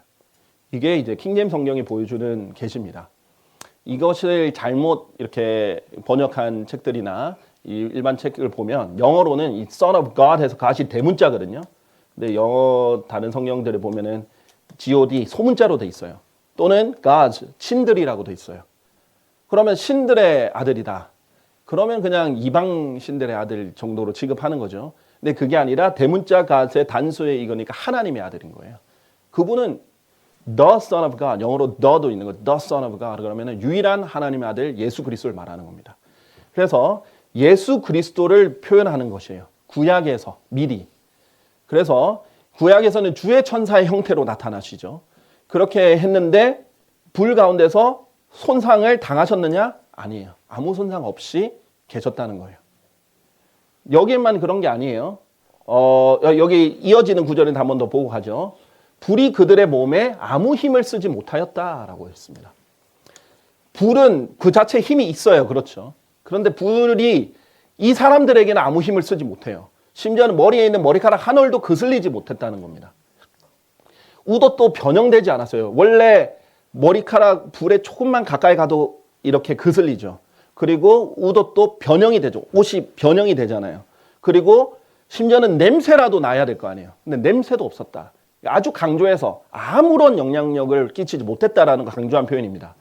그 이유가 무엇이었냐? 이들에게 아무 잘못이 없었기 때문이다. 자, 다니엘서 6장에 보면요. 이 부분은 이제 제가 짧게 설명하자면 다니엘서의 복음이라고도 불리는 장면입니다. 다니엘이 아무런 죄 없이 무고함 가운데서 죄 없이 모함을 받아서 거짓 고소를 받아서 사자굴 속에 던져지는데 보통 사자굴 하면은 이렇게 지상에 있을 수도 있는데 지하에 내려갑니다. 그랬다가 거기서 다시 올라오죠. 이것이 이제 죽음과 장사됨과 부활의 예표가 됩니다. 그래서 다니엘서 6장에 그런 그림을 볼 수 있는데요. 여기서 다니엘 또한 사자굴에서 아무런 해를 안 입었잖아요. 근데 누가가 있었어요. 하나님의 천사, 주의 천사가 있었습니다. 예수 그리스도, 구약에서 현현하신 예수 그리스도라고 보시면 됩니다. 그분이 계실 때는 이 사망의 예표들이에요. 사자들, 마귀들의 예표들이거든요. 그런데 이 해를 끼치지 못한 거예요. 그리고 그분 이유가 제 안에 무고함이 발견되었기 때문이다. 죄가 없었기 때문에 그런 거예요. 죄가 있었으면 형벌을 받았겠죠. 그러니까 고통을 받았겠죠. 근데 죄가 없었으니까 무고함이 발견됐으니까 아무런 해를 끼치지 못했다는 겁니다. 자, 또 출애굽기 3장에 보면 또 주의 천사가 불에 타지 않는 장면이 나옵니다. 여러분 잘 아는 것, 이 떨기나무 가운데, 불타는 떨기나무 가운데, 한 그루의 떨기나무 가운데 있는 불의 하염 속에서 주의 천사가 나타납니다. 그런데 그 하염 속에서 안 타세요. 해를 입지 않으세요. 이런 예표들도, 예시들도 등장한다는 거예요. 자, 그러니까 예수님이 죄인으로 죽었으면 지옥에 불타고 나오질도 못했죠. 사망과 지옥에 승리할 수도 없습니다. 그냥 가셔야 돼요. 그런데 죄인이 아니시기 때문에 대신 죄값을 치르시긴 했지만 지옥에서 고통을 또 받을 필요가 없어요. 왜냐면 죄인은 아니니까. 죄를 대신해서 담당해서 지옥에 가셨는데도 그 지옥에서는 지옥이 이기지를 못하는 거예요. 죄가 없으니까. 사망의 권능은 죄입니다. 그런데 사망에 쏘는 것은 율법이고 율법의 권능은 죄인데 이 예수님 율법 어긴 적도 없고 죄를 지은 적도 없고 그러니까 가도 죄는 이 지옥은 이기지를 못하는 거예요. 근데 그것을 이기고 나오신 겁니다. 자, 그래서 승리의 대상이었지 패배를 해야 되는 대상은 아니었습니다. 자, 그 다음에 그래서 이 부분은 어떤 부분에 이제 법칙에 이제 안타깝게도 위배가 되냐면 문자적 해석의 법칙에 위배됩니다. 왜? 그러냐면 죄인들을 대신해서 속죄를 이루셨다는 건 맞는 말이지만 이것을 확대 해석해서 죄는 전혀 모르셨다라는 그런 문맥을 간과했고 그 다음에 죄인들의 위치에서 형벌을 받아야 되므로 지옥불에까지 가야 된다는 것은 이제 추론의 영역이죠. 이것은 성경에 나오는 영역은 아닙니다. 그래서 이 부분은 이제 문자적 해석에서 좀 벗어났고 문맥에서도 조금 벗어나게 되었습니다. 자, 4번 지옥에서 불타며 고통받을 것이 아니면 지옥에 가셔야 할 이유가 없다라고 한 거죠. 이거는 이제 성경 구절을 제시한 주장은 아니고 그냥 상식적으로 제시한 구절이기 때문에 저도 상식적으로 이제 답변을 하면 이렇습니다. 예수님께서는 지옥에 살 일이 있으셨다는 거예요. 성경적으로 보면 있다는 거죠. 자, 베드로전서 3장 18절에서 20절 보면 이는 그리스도께서도 죄들로 인하여 한 번 순환을 겪으사 정의로우신 분이 부정한 자들 대전하기 때문이니 육체로는 죽임을 당하셨으나 성령에 의하여 되살아나게 되심으로써 그분께서 우리를 하나님께로 인도하려 하심이라. 이제 보이는 단어들이 좀 있으실 거예요. 그런데 이 문맥상 뭐라고 냈냐면 그 성령에 의하여 지금 죽으심, 예수님의 십자가의 죽으심과 부활을 얘기하는데 그 성령에 의하여 또한 그분께서는 감옥 안에 있는 영들에게 가셔서 선포하셨다라고 되어 있습니다. 그들은 한때, 근데 이 감옥 안에 있는 영들이 누구냐? 한때 불순종하는 자들이었다. 방주가 예비되던 동안에 하나님께서 노아의 날들을 오래 참으시러 한번 기다려 주셨을 때 노아의 날들에 불순종한 자들이다. 그 방주 안에서 쏘시는 8명의 혼들이 물을 통하여 구원받았느니라. 그런데 이 사람은 이제 그 노아의 홍수 때 살아남은 노아의 가족이고요. 이 사람들 불순종해서 심판을 받은 사람들입니다. 자들입니다. 그런데 영들이라고 있고 감옥 안에 있다라고 했습니다. 자, 하나님께서는 인간을 혼이라고 표현하시죠. 그래서 창세기에 보면 아담을 만드실 때 하나님께서 몸에 그의 영을 생명의 호흡을 불어넣으셨더니 살아있는 혼이 되었다 그랬죠. 안타깝게도 개역성경에는 생명이 되었다 이렇게 하면서 영으로 표현을 해봤어요. 인간은 혼으로 표현이 됐는데 유령이 된 게 아니에요. 우리는 생명이 돼서 유령이 된 게 아니라 우리는 살아있는 혼이 된 겁니다. 자, 그래서 인간에게는 혼이라는 표현을 씁니다. 그런데 어떤 인격체에게 영들이라는 표현을 쓰시기로 하는데 그거는 영적인 존재들인 천사들에게 주로 그렇게 쓰십니다. 그래서 히브리서 1장 7절을 먼저 보시면 천사들에 관해서는 하나님께서 뭐라고 말씀하시냐면 그분께서 자신의 천사들을 영들로 자신의 사역자들을 불꽃으로 삼으시는도다라고 했습니다. 천사들을 영들로 많이 표현하죠. 구약에서 아주 자주 많이 나옵니다. 근데 유다서 1장 6절에 보면 자신들의 처음 신분을 지키지 않고 오히려 자신들의 본래 거처를 떠난 천사들을 그분께서 위대한 심판날까지 영원한 사슬들 가운데서 어둠 아래 남겨두셨다라고 합니다. 그 감옥인 거죠. 자, 여기가 바로 지옥입니다. 베드로후서 2장 4절에 보면 이 죄지은 자들, 처음 신분을 지키지 않고 본래 거처인 하늘을 떠나서 땅으로 왔던 그 천사들, 지금은 이제 시간상 없지만 누가복음 6장에 나오는 그 하나님의 아들들, 그 천사들, 왜냐하면 성경에서 구약에서는 천사들을 하나님의 아들들이라고 하죠. 신약에 와서야 예수님을 믿는 하나님의 아들을 믿는 사람들 하나님의 아들들이 된다라는 신약의 구절들입니다. 그러나 그 전에는 개인적으로 하나님의 아들이 된 사람이 없어요. 천사들만 하나님의 아들들이라고 불렀어요. 그런데 하나님께서 죄지은 천사들을 아끼지 아니하시고 오히려 그들을 지옥에 던져버리셨다. 그러면 이 영원한 사슬들 가운데 어둠 아래 남겨두셨는데 이 죄지은 천사들, 아까 감옥에 있는 영들이라고 했죠. 이 감옥이 어디예요? 지옥이잖아요. 나올 수 없는 감옥, 영원한 사슬들. 여기에 가서 죄지은 천사들, 어둠의 사슬들에 갇혀있는 그 천사들에게 선포하셨다라는 거예요. 복음을 선포했다는 말 아니에요. 그냥 선포하셨어. 어떤 말씀을 선포한 거예요. 아마도 심판에 대해서 선언했겠죠. 원래 천사들은 구속을 받을 수 있는 존재가 아닙니다. 영원히 살 수 있는 존재였기 때문에 인간이랑은 다릅니다, 기준이. 그래서 이 천사들에게 어떤 심판을 선포했을 가능성이 크죠. 근데 뭔지는 모르겠지만 선포하셨다. 지옥에 가서 할 일이 있으셨던 거예요. 근데 지옥에 우리가 3일 동안 이제 장사되셨으니까 지옥에 3일 있으셨다고 생각하는 사람도 있는데 아니에요. 아주 바쁘셨어요. 왜냐하면 십자가에 갈린 그 도둑이 이제 죽었을 때 죽을 때 예수님께서 오늘 나와 함께 낙원에 있으리라 했죠. 긴 시간에 지옥에 있는 게 아니라 낙원에 또 가셔야 돼요. 그렇기 때문에 뭐 지옥에서 막 불타고 있으면서 선포할 수 있는 그런 오랜 기간이 있는 것이 아니라는 거죠. 자, 그래서 오늘 내가 나와 함께 낙원에 있으리라 했기 때문에 예수님이 죽으셨을 때 그날 또 낙원도 가셔야 됐거든요. 또 낙원에서 또 하는 일이 뒤에서 나오는데 그렇기 때문에 여기서 오래 머무르신 게 아니라 또 여기 건너가서 여기서 낙원에 계셨기 때문에 예수님이 뭐 3일 동안 내내 고통을 받거나 그러신 것은 아니다라는 것 알려드리죠. 자, 그래서 베드로전서 4장 6절에 보면 낙원에 가서 뭘 했는지도 설명이 되어 있습니다. 이런 까닭에 복음이 죽은 자들에게도 선포되었기 때문이니, 왜냐하면 구약에 여기 낙원에 있는 사람들, 아까 이전 시간에 성경부 때 설명드렸지만은 낙원에는 구약 때 속죄 받은 사람들이 있는 거거든요. 근데 제가 제거되지는 않았습니다. 그러니까 여기에 지금 있는데 아브라함의 품에 있는데 이 사람들은 하늘나라에 빨리 가고 싶겠죠. 그런데 예수님이 오셔서 이제 내 피가 흘려져서 죄가 다 제거되었다. 가자. 복음을 전하는 거죠. 이 사람들에게 좋은 소식은 뭐예요? 낙원에 있던 죽은 자들에게 좋은 소식은 구약에는 제거되지 못했던 죄들이 이제는 제거됐다. 이제 너희는 그 하늘나라에 여기 있을 필요 없어. 지하 세계에 있을 필요 없다. 같이 하늘나라에 가자. 이런 복음이 선포되는 거면 누가 전할 수 있어요? 우리는 못 전해요. 예수 그리스도께서만 전하신 거죠. 그래서 수소들의 피와 염소의 피가 죄들을 제거하는 것이 불가능했죠. 구약 때는.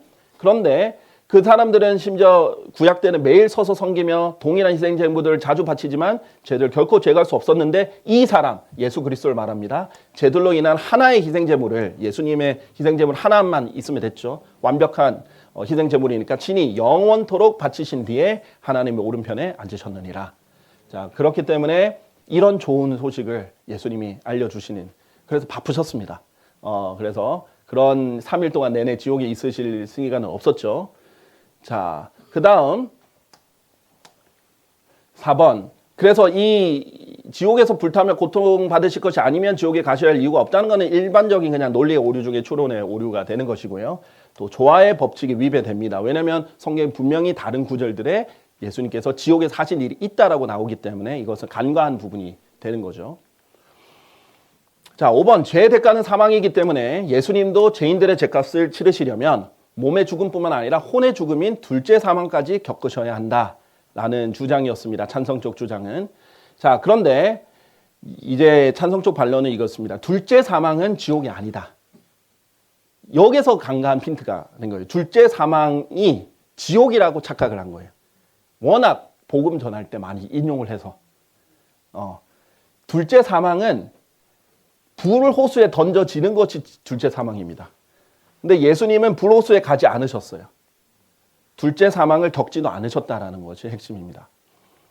자, 로마서 6장 23절 보면요. 이 문맥이 중요한데 로마서 6장 전체, 지금 이거 6장을 전체를 인용할 수 없어서 그런데 구원받은 사람들이 죄에서 승리하는 구절과 관련이 있습니다.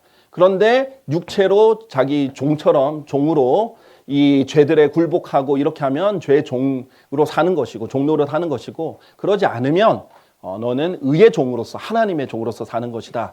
이런 지금 구원받은 사람에 대해서 얘기하면서 그런데도 계속 죄를 지으면 구원 받았는데도 하나님께서 자유롭게 해줬는데도 불구하고 죄의 종로를 계속하면 육체적으로 죽는다는 구절이에요. 지옥 간다는 구절이 아니에요.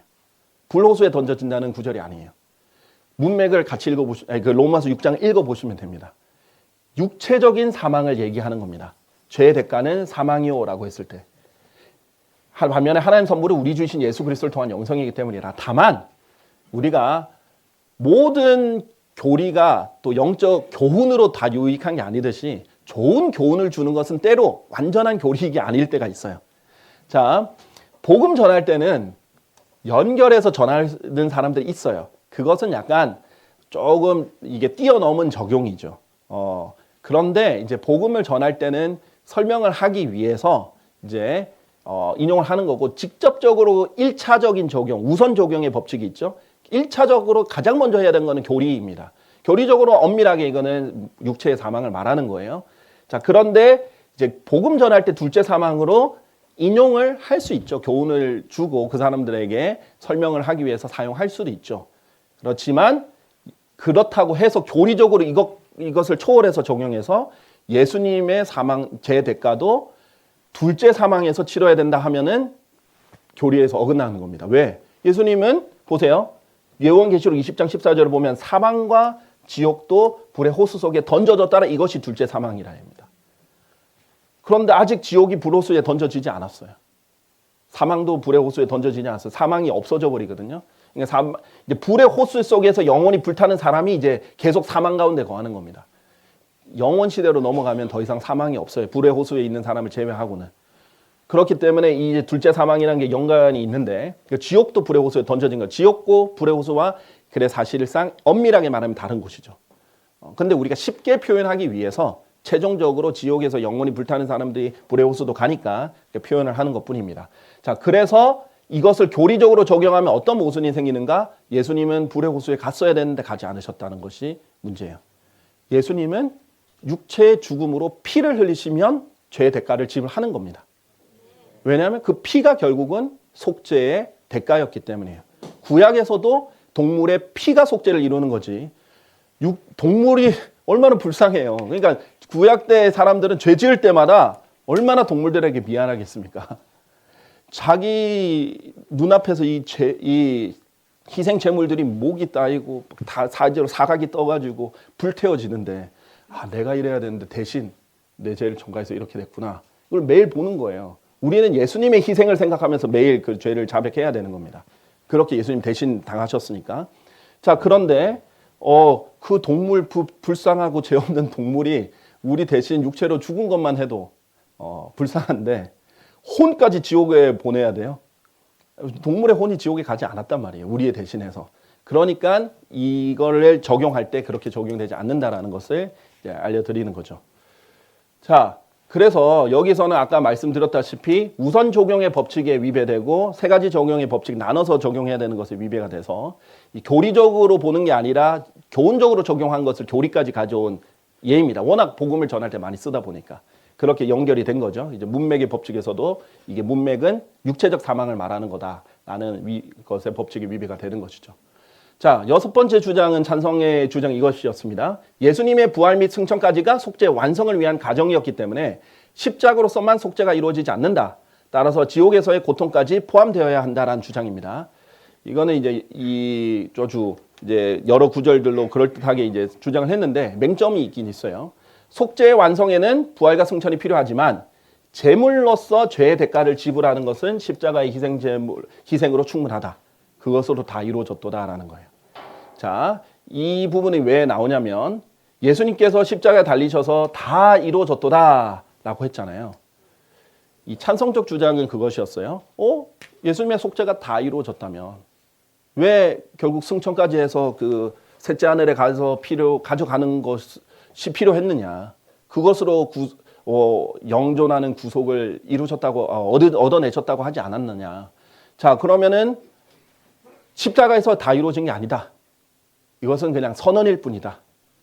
다 이루어진 것은 승천까지 된 거니까 이것으로 십자가의 피로는 부족하다는 말을 돌려서 말한 거예요. 근데 성경의 십자가의 피로는 충분히 죄의 대가를 지불하거든요. 자, 그럼 어떻게 조화롭게 봐야 되는지 볼 거예요. 그리고 일반적으로 간과한 게 또 문맥인데 요한복음 19장 문맥을 보면 계속해서 뭐가 나오느냐면요. 이렇게 해서 성경 기록이 이루어졌도다. 이렇게 해서 성경 기록이 이루어졌다. 성경 기록이 이루어졌다예요. 다 이루어졌도다의 핵심은 성경 기록입니다. 내가 다 이루었다가 아니에요. 핵심은 물론 예수님이 하신 것이지만 다 이루었다가 아니라 수동태예요. 다 이루어졌도다라는 거예요. 성경 기록이 다 이루어졌다라는 거예요. 뭐와 관련해서? 예수님의 죽음과 관련한 성경 기록들이 다 이루어졌다는 거예요. 그래서 복음에 뭐라고 돼 있어요? 고린도전서 15장 3, 4절에 보면 성경 기록들대로 우리의 죄들로 인하여 죽으셨다라고 돼 있죠. 그래서 성경 기록들이 다 예수님의 제물로서의 희생과 관련해서 다 이루어졌다는 것이 1번이고요. 속죄로서 예수님이 제물로서 할 일은 여기서 끝났습니다. 성막을 보면 아죠. 우리가 성막의 예표로 계속 이렇게 들게 되니까요. 이게 실제로 정말 셋째 하늘이 지성소니까요. 자, 그러면 제물이 할 역할은 번제단에서 끝났어요. 제물은 번제단에서 죽음으로써 끝났습니다. 그 다음부터는 누가 할 역할이에요? 대제사장이, 제사장이 하는 역할입니다. 예수님은 희생 제물이면서 동시에 대제사장이었어요. 그것을 분리해서 보지 못한 거예요. 그러니까 희생 제물로서는 여기서 다 끝나신 거예요. 그 다음부터는 대제사장으로서 승리하셔서 이것을 피를 끝까지 지성소로 가져가신 거예요. 제물로서 가져간 게 아니에요. 이것을 이제 나눠서 봐야 되는 거죠. 자, 고린도전서 15장 17절에 아까 전에 부활이 없으면 구속이 완성되지 않는다라고 구속에 넣었는데 그게 아니에요. 여기 이 구절은 부활의 장인데 만약에 예수님의 부활이 없었다면 믿음이 헛되다는 것이 초점이에요. 그러면 여전히 너희의 죄들 가운데 있다는 것이에요. 죄값이 지불되지 않았다는 게 초점이 아니에요. 자, 무슨 말이냐? 예수님이 부활하지 않았다면 정당함을 입증받지 못하십니다. 예수님이 부활하지 않았다면 하나님이라는 사실이 입증되지 않아요. 부활을 해야 하나님이라는 게 입증되고 부활을 해야 죄인이 아니라 의인으로 죽으셨다는 게 입증이 됩니다. 근데 그러지 않으면 우리가 하나님도 아니신 분, 의인도 아니신 분이 우리의 죄를 위해서 죽으셨다라고 믿었는데 부활도 못했어요. 헛된 거예요. 그러면 믿음 때문에 죄들 가운데 있다라는 것입니다. 자, 이거는 근거 구절들이 있어요. 자, 요한복음 8장 24절에 보면요. 그러므로 내가 너희는 너희 죄들 가운데서 죽을 것이라고 너에게 말했느니라. 그렇죠. 너희 죄들 가운데 죽는다는 표현이 있죠. 예수님이 직접 하신 말이에요. 왜 그러냐? 이는 만일 너희가 나는 그라는 것을 믿지 아니한다면 예수님이 내가 그다. 바로 그 하나님이다. 이렇게 말했는데 믿지 아니하면 너희가 너희의 죄들 가운데 죽을 것이기 때문이라. 믿음과 관련이 있어요. 죄들 가운데 죽는 것은 예수님이 죽지 않으실 것이라고 말한 게 아니에요. 예수님은 죽으실 거예요. 그럼에도 불구하고 믿지 않으면 죄들 가운데 죽는 거예요. 왜? 적용이 되지 않았기 때문에. 그러니까 예수님의 피로서 제 대가는 지불이 됐지만 그걸 믿지 않으면 적용이 되지 못해요. 그러면 이미 제값을 다 지불해 놓으셨는데 대출 통장에 누가 다 갚을 수 있도록 누가 내 통장에 대출 내 다 갚을 수 있도록 제 통장에 입금까지 해놨는데 그것을 내 대출 통장 이체를 안 한 거예요. 뭐 그런 거예요. 적용을 안 한 거예요. 믿어서 적용 안 해서 죽을 때는 죄들 가운데 죽게 되는 겁니다. 이건 적용의 문제예요.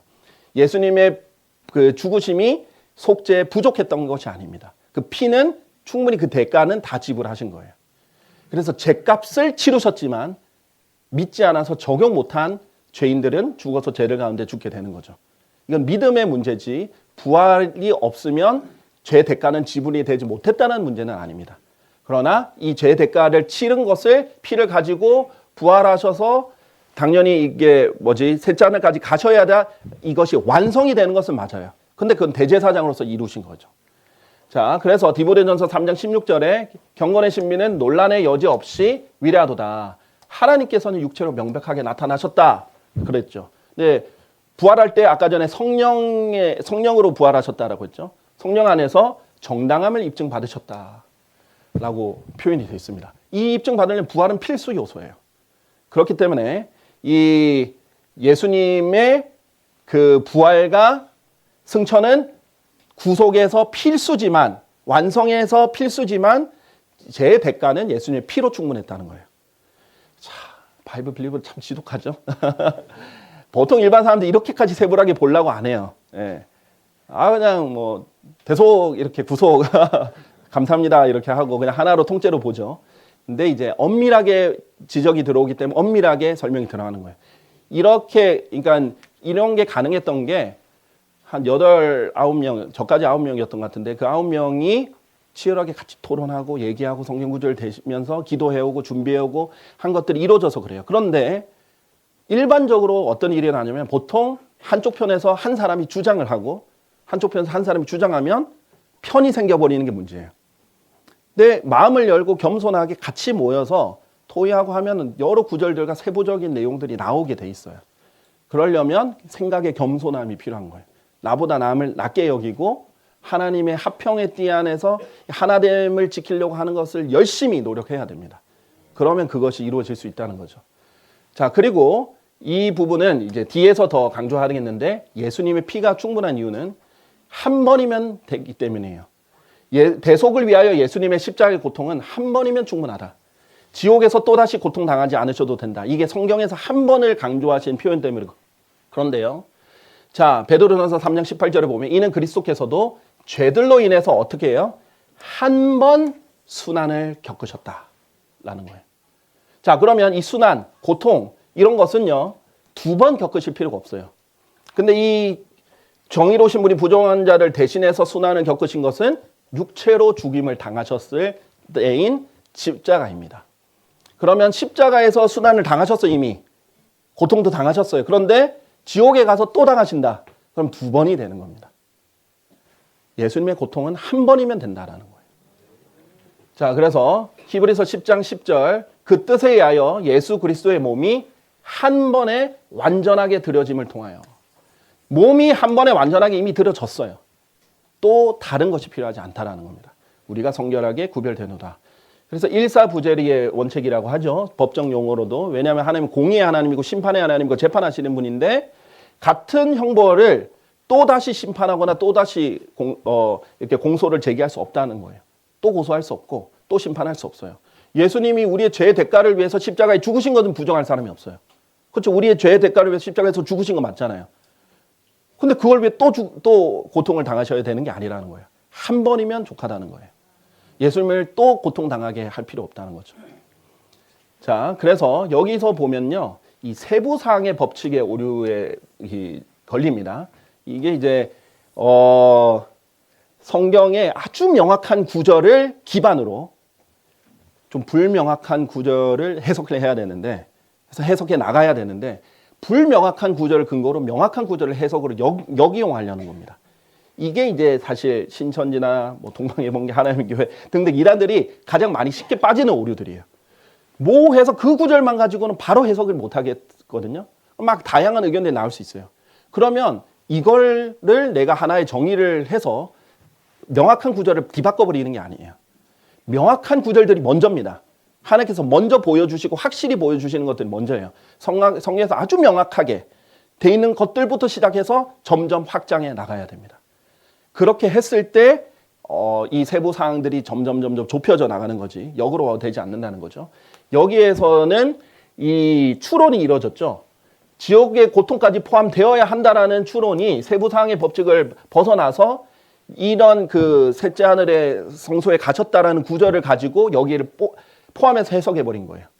보세요. 부활 승천까지 속죄 완성을 필요한 가정은 맞아요.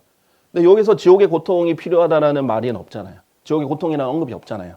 근데 그것을 해석을 해놓고 역으로 끼워 맞췄기 때문에 일어나는 세부상의 법칙에 오류고요. 이제 완전한 진술의 법칙의 오류, 뭐 일반적인 논리에도 오류인데 성경 자체로 모든 것이 완전한 진술이 있다라는 것이 있거든요.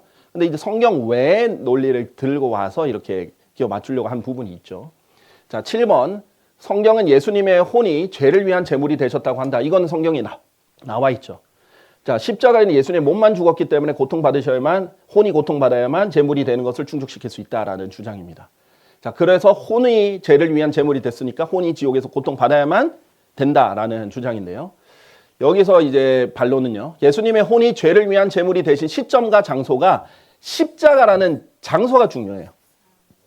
네, 예수님 혼이 고통받으셨어요. 혼이 죄를 위한 제물이 되셨는데 어디냐? 십자가라는 거예요. 이거를 잘못 분리했어요. 십자가에서 예수님의 몸만 죽은 건 맞지만 몸만 고통받은 건 아니에요. 혼도 고통받으셨어요. 그 제물에 대해서 설명을 드릴게요. 이사야서 53장 10절을 인용한 것이었잖아요. 혼이 제물이 되는 거. 문맥을 봅시다. 이 문맥에서 처음부터 끝까지 십자가예요. 자, 이사야서 53장 유명하죠? 구약에서 예수 그리스도의 복음을 미리 말한 거죠. 지금 예수님을 설명하죠. 그분 앞에서 연한 초목같이 메마른 토양에 나온 뿌리같이 자랄 것이기 때문에 예수님이 외모가 멋지지 않다는 거예요. 메마른 토양에서 나온 뿌리같이 못생겼다는 거예요. 예수님은 가톨릭 성화에서 나오듯이, 가톨릭 그림에서 나오듯이 아주 잘생긴 금발머리의 조니가 아니에요. 예수님 진짜 평범하게 오셨는데 잘생기시지도 않으셨어요. 볼품 없었어요. 그는 화려함도 전혀 없고 우아함도 전혀 없더라. 그냥 외모만 보면 뭐 저런 사람을 우리가 따라야 되나? 할 만한 거예요. 근데 하나님 그렇게 자주 시험하시는 거예요. 보물을 원래 질그릇 안에 두시는 분이에요. 하나님은 진짜를 구별해내기 위해서 보세요. 예수님 믿으면은 다 갑부된다, 부자된다, 재벌된다 이러면 안 믿을 사람이 누구였어요? 근데 그게 정말 예수님 믿으려고 그러는 거예요? 아니잖아요.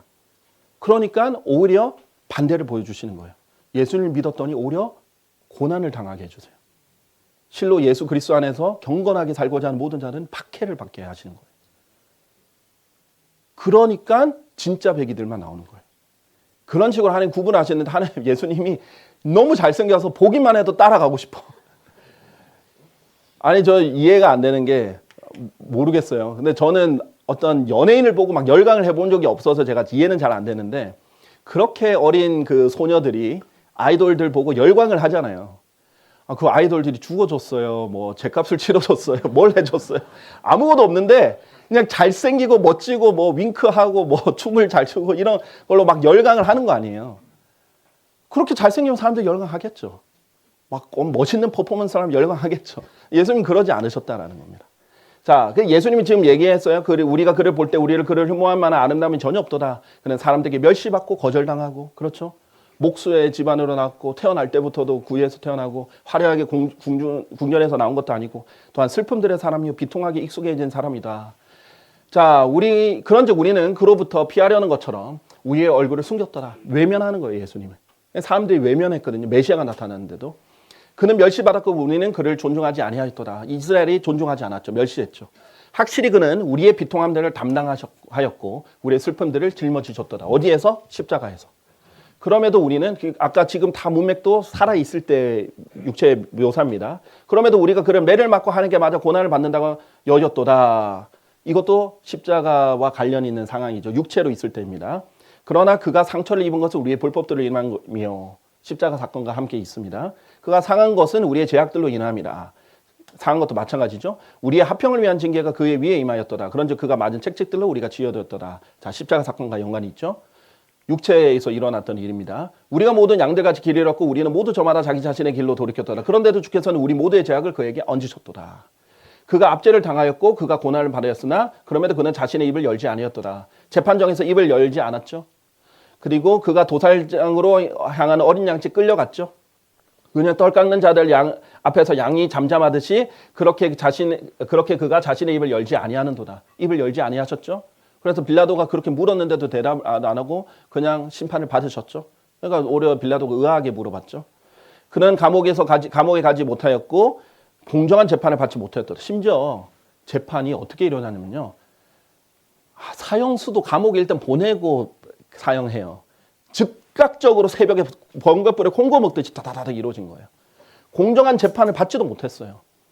분명히 그 재판장인 빌라도가 죄가 없다라고 3번이나 선포했는데 그냥 억지로 밀어붙인 거예요. 그 정치적인 권력으로. 그것을 이렇게 한 문맥입니다. 이는 그가 산자들 지역에서 끊어졌기 때문이요. 나의 백성이 불법을 그가 맞았기 때문이라. 아직 육체의 죽음과 이 고통을 말하는 거죠. 그리고 그는 사악한 자들과 함께 자신의 무덤을 마련하였고 그가 죽어서는 부자와 함께하였도다. 육체의 지금 시체가 어떻게 되는지 알려준 거죠. 그가 폭력을 전혀 행하지 아니었고 그의 입안에 속이는 어떤 것도 없었기 때문이라. 그럼에도 그를 상하게 하는 것이 십자가에서 상하는 거죠. 주를 기쁘게 해드렸도다. 그분께서 그를 비통함에 두셨다. 당신께서 그의 혼을 죄를 위한 제물로 만드실 때 그는 자신의 씨를 볼 것이요. 그가 자신의 날을 연장할 것이요. 주의 기쁨이 그의 손안에 형통하리라. 언제예요? 십자가라는 거예요. 십자가에서 예수님의 혼이 죄를 위한 제물이 된 거죠. 문맥이 십자가잖아요. 그 바로 11절 그 뒤에 보세요. 그가 자신의 혼의 산고에서 난 것을 보고 만족하리라. 십자가에서 혼이 어마어마하게 고통스러우신 거예요. 근데 이것을 어떤 고통으로 표현하냐면 산고로 표현하신 겁니다. 여자가 겪을 수 있는 가장 큰 고통 중에 산고가 있잖아요. 그런 혼의 산고 속에서 고통스러워 하시고 힘들어 하셨는데 그 제물로 만드셨다는 거예요. 그래서 이는 그가 그들의 죄악들을 담당할 것이기 때문이라. 죄악들을 담당한 것도 나무에 달린 자기 자신의 몸으로 죄들을 담당하신 거예요. 우리의 죄들을. 위대한 자는 몫을 나눠주기 그가 약탈물을 강한 자도 강하게 나누리라. 이는 그가 자신의 혼을 쏟아부어 보세요. 죽음에 이른 까닭이라. 어떻게 죽었냐면요. 그가 자신의 혼을 쏟아부어 죽음에 이뤘다. 육체의 죽음에 이를 때 그냥 편안하게 혼이 있다가 죽으신 게 아니에요. 어마어마하게 고통스러워하다가 그 혼을 쏟아내면서 죽으셨다라는 거예요. 그리고 그는 많은 이들의 죄를 담당하셨다. 십자가에서 불법자들을 위하여 중보하였도다. 십자가에서도 중보합니다. 십자가에 달리자마자 가장 먼저 하신 게 뭐예요? 용서해 달라는 기도였어요. 계속 문맥이 십자가예요. 그런데 자신의 혼을 쏟아부어서 죽음에 이르기까지의 그 고통과 산고를 죄를 위한 혼의 제물로 표현하신 거지. 십자가지. 지옥에 갔다라는 문맥은 없습니다. 그러니까 지옥에 가야만 혼의 고통을 느끼는 게 아니에요. 십자가에서도 얼마든지 가능하다는 거예요. 혼이라는 말에 집착을 한 거예요. 그러니까 몸은 십자가에서 죽었으니까 혼은 고통을 그럼 지옥에서 받아야겠다라고 분리했는데 몸이 죽고 고통을 받으면서도 혼이 고통도 받을 수 있죠. 그때 제물이 될 수 있죠. 그때 하나님의 불, 제단의 불인 진노의 잔을 받으신 거고 그때 그래서 예수님께서 나는 목마르다라고도 얘기를 하신 거예요. 왜 지옥의 죄인들이 목말라서 한 방울의 그걸 달라고 하잖아요. 그러니까 지옥의 죄인들의 고통을 그때도 느끼신 거예요. 자, 위치의 오류입니다. 지옥에서 그러실 필요 없어요. 십자가에서 그걸 충분히 다 경험하실 수 있습니다. 자, 그래서 여기는 아까 세부사항의 법칙의 오류라고 했죠. 이 이사야서 53장 10절을 일단 문맥과 함께 십자가의 문맥이라는 것을 조금 더 자세히 보지 않았다는 것과 세부사항에 대해서 이 혼의 제물이라는 말만 가지고 지옥이라는 것에 단정해서 해석을 해버렸다는 거죠. 그래서 이런 부분에 있어서 이제 어긋나는 거죠. 8번의 주장을 보면 메시아 시대를 보면 시편들에 보면 메시아 시로서 예수님이 하는 말이 나오죠. 지옥의 슬픔들과 지옥의 고통들이 나온다. 이는 예수님께서 지옥에서 슬픔들과 고통들을 당하셨다는 것을 보여준다. 자, 그런데 이것도 문맥과 함께 봐야 돼요. 반론은 이겁니다. 메시아 시대에 나온 지옥의 슬픔과 지옥의 고통들 또한 십자가에서 경험하신 것이다 라는 거예요. 장소를 헷갈렸어요. 지옥의 슬픔, 지옥의 고통 이렇게 말하니까 지옥에 있어야만 되는 것이라고 생각한 거예요. 여기는 장소를 말한 게 아니라 종류를 말한 것이에요. 문맥이 다 지옥에서 말한 것이 아니에요.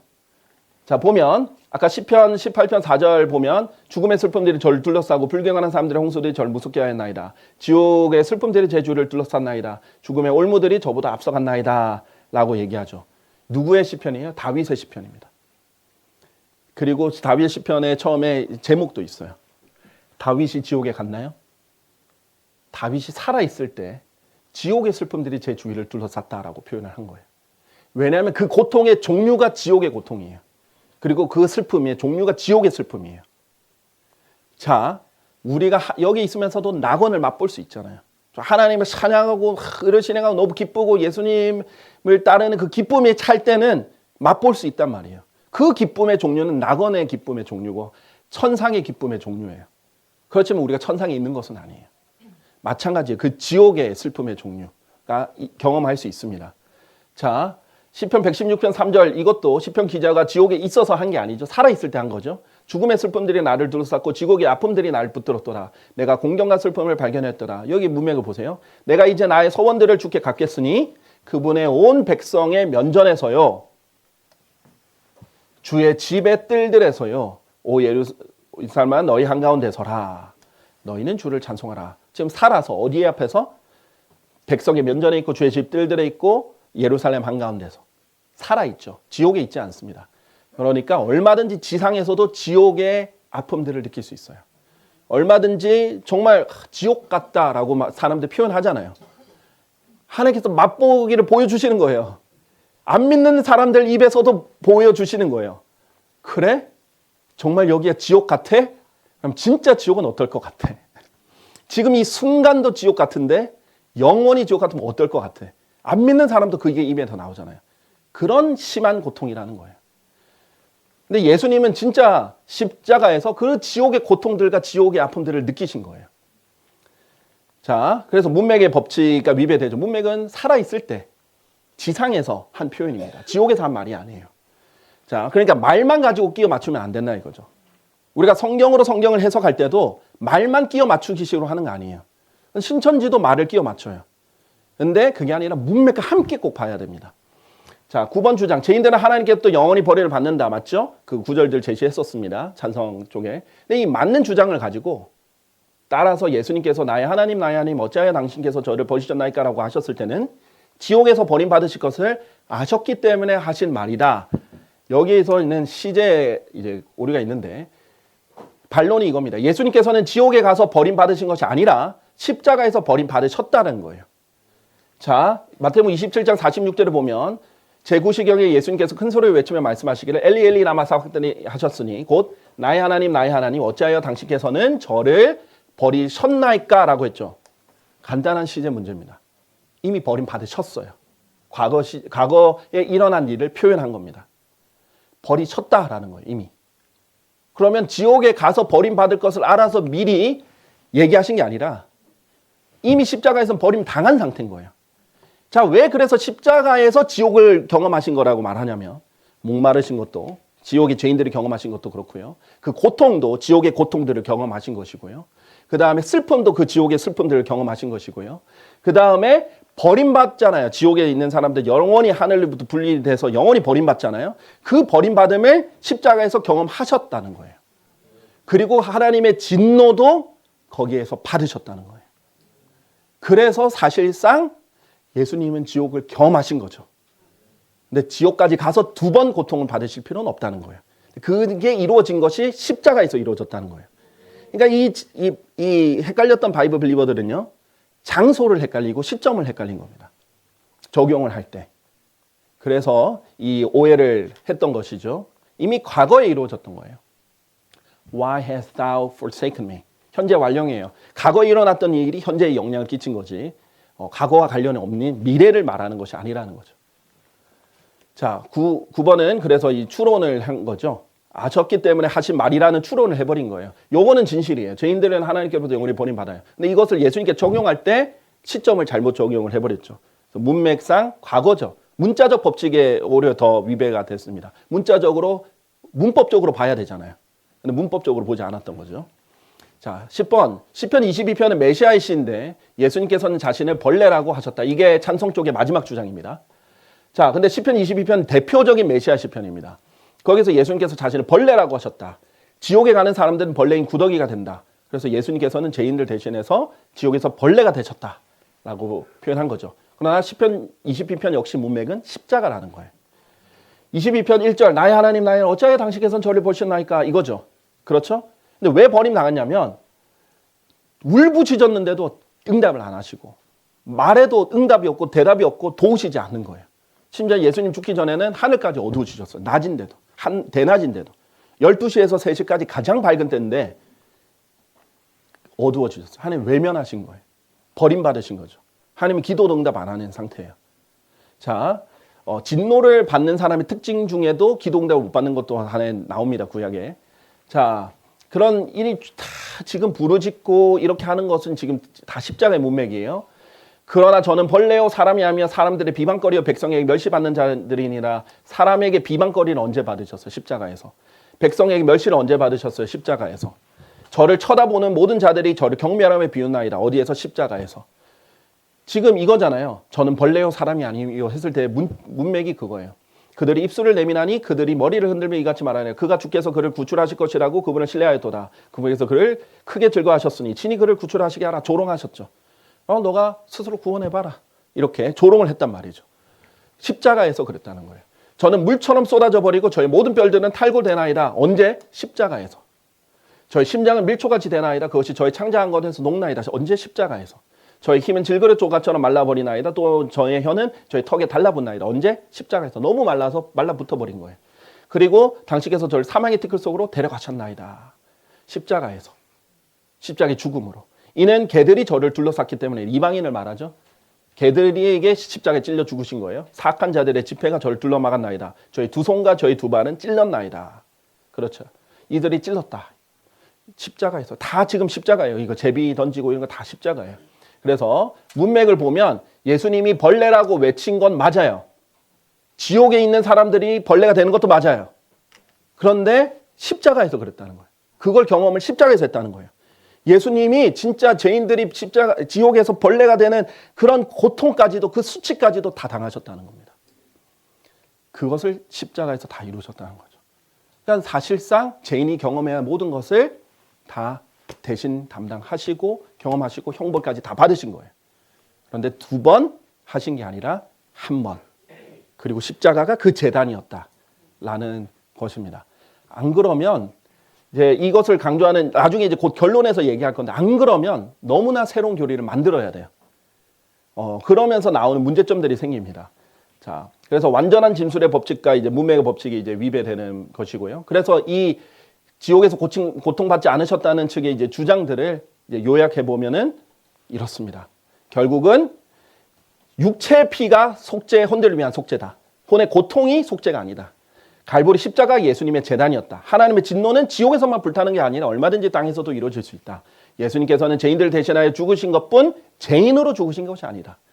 예수님의 피는 우리의 속죄를 위한 대가로 충만하며 완전하다. 그 피로 우리의 모든 죄들을 정결하게 하실 수 있다.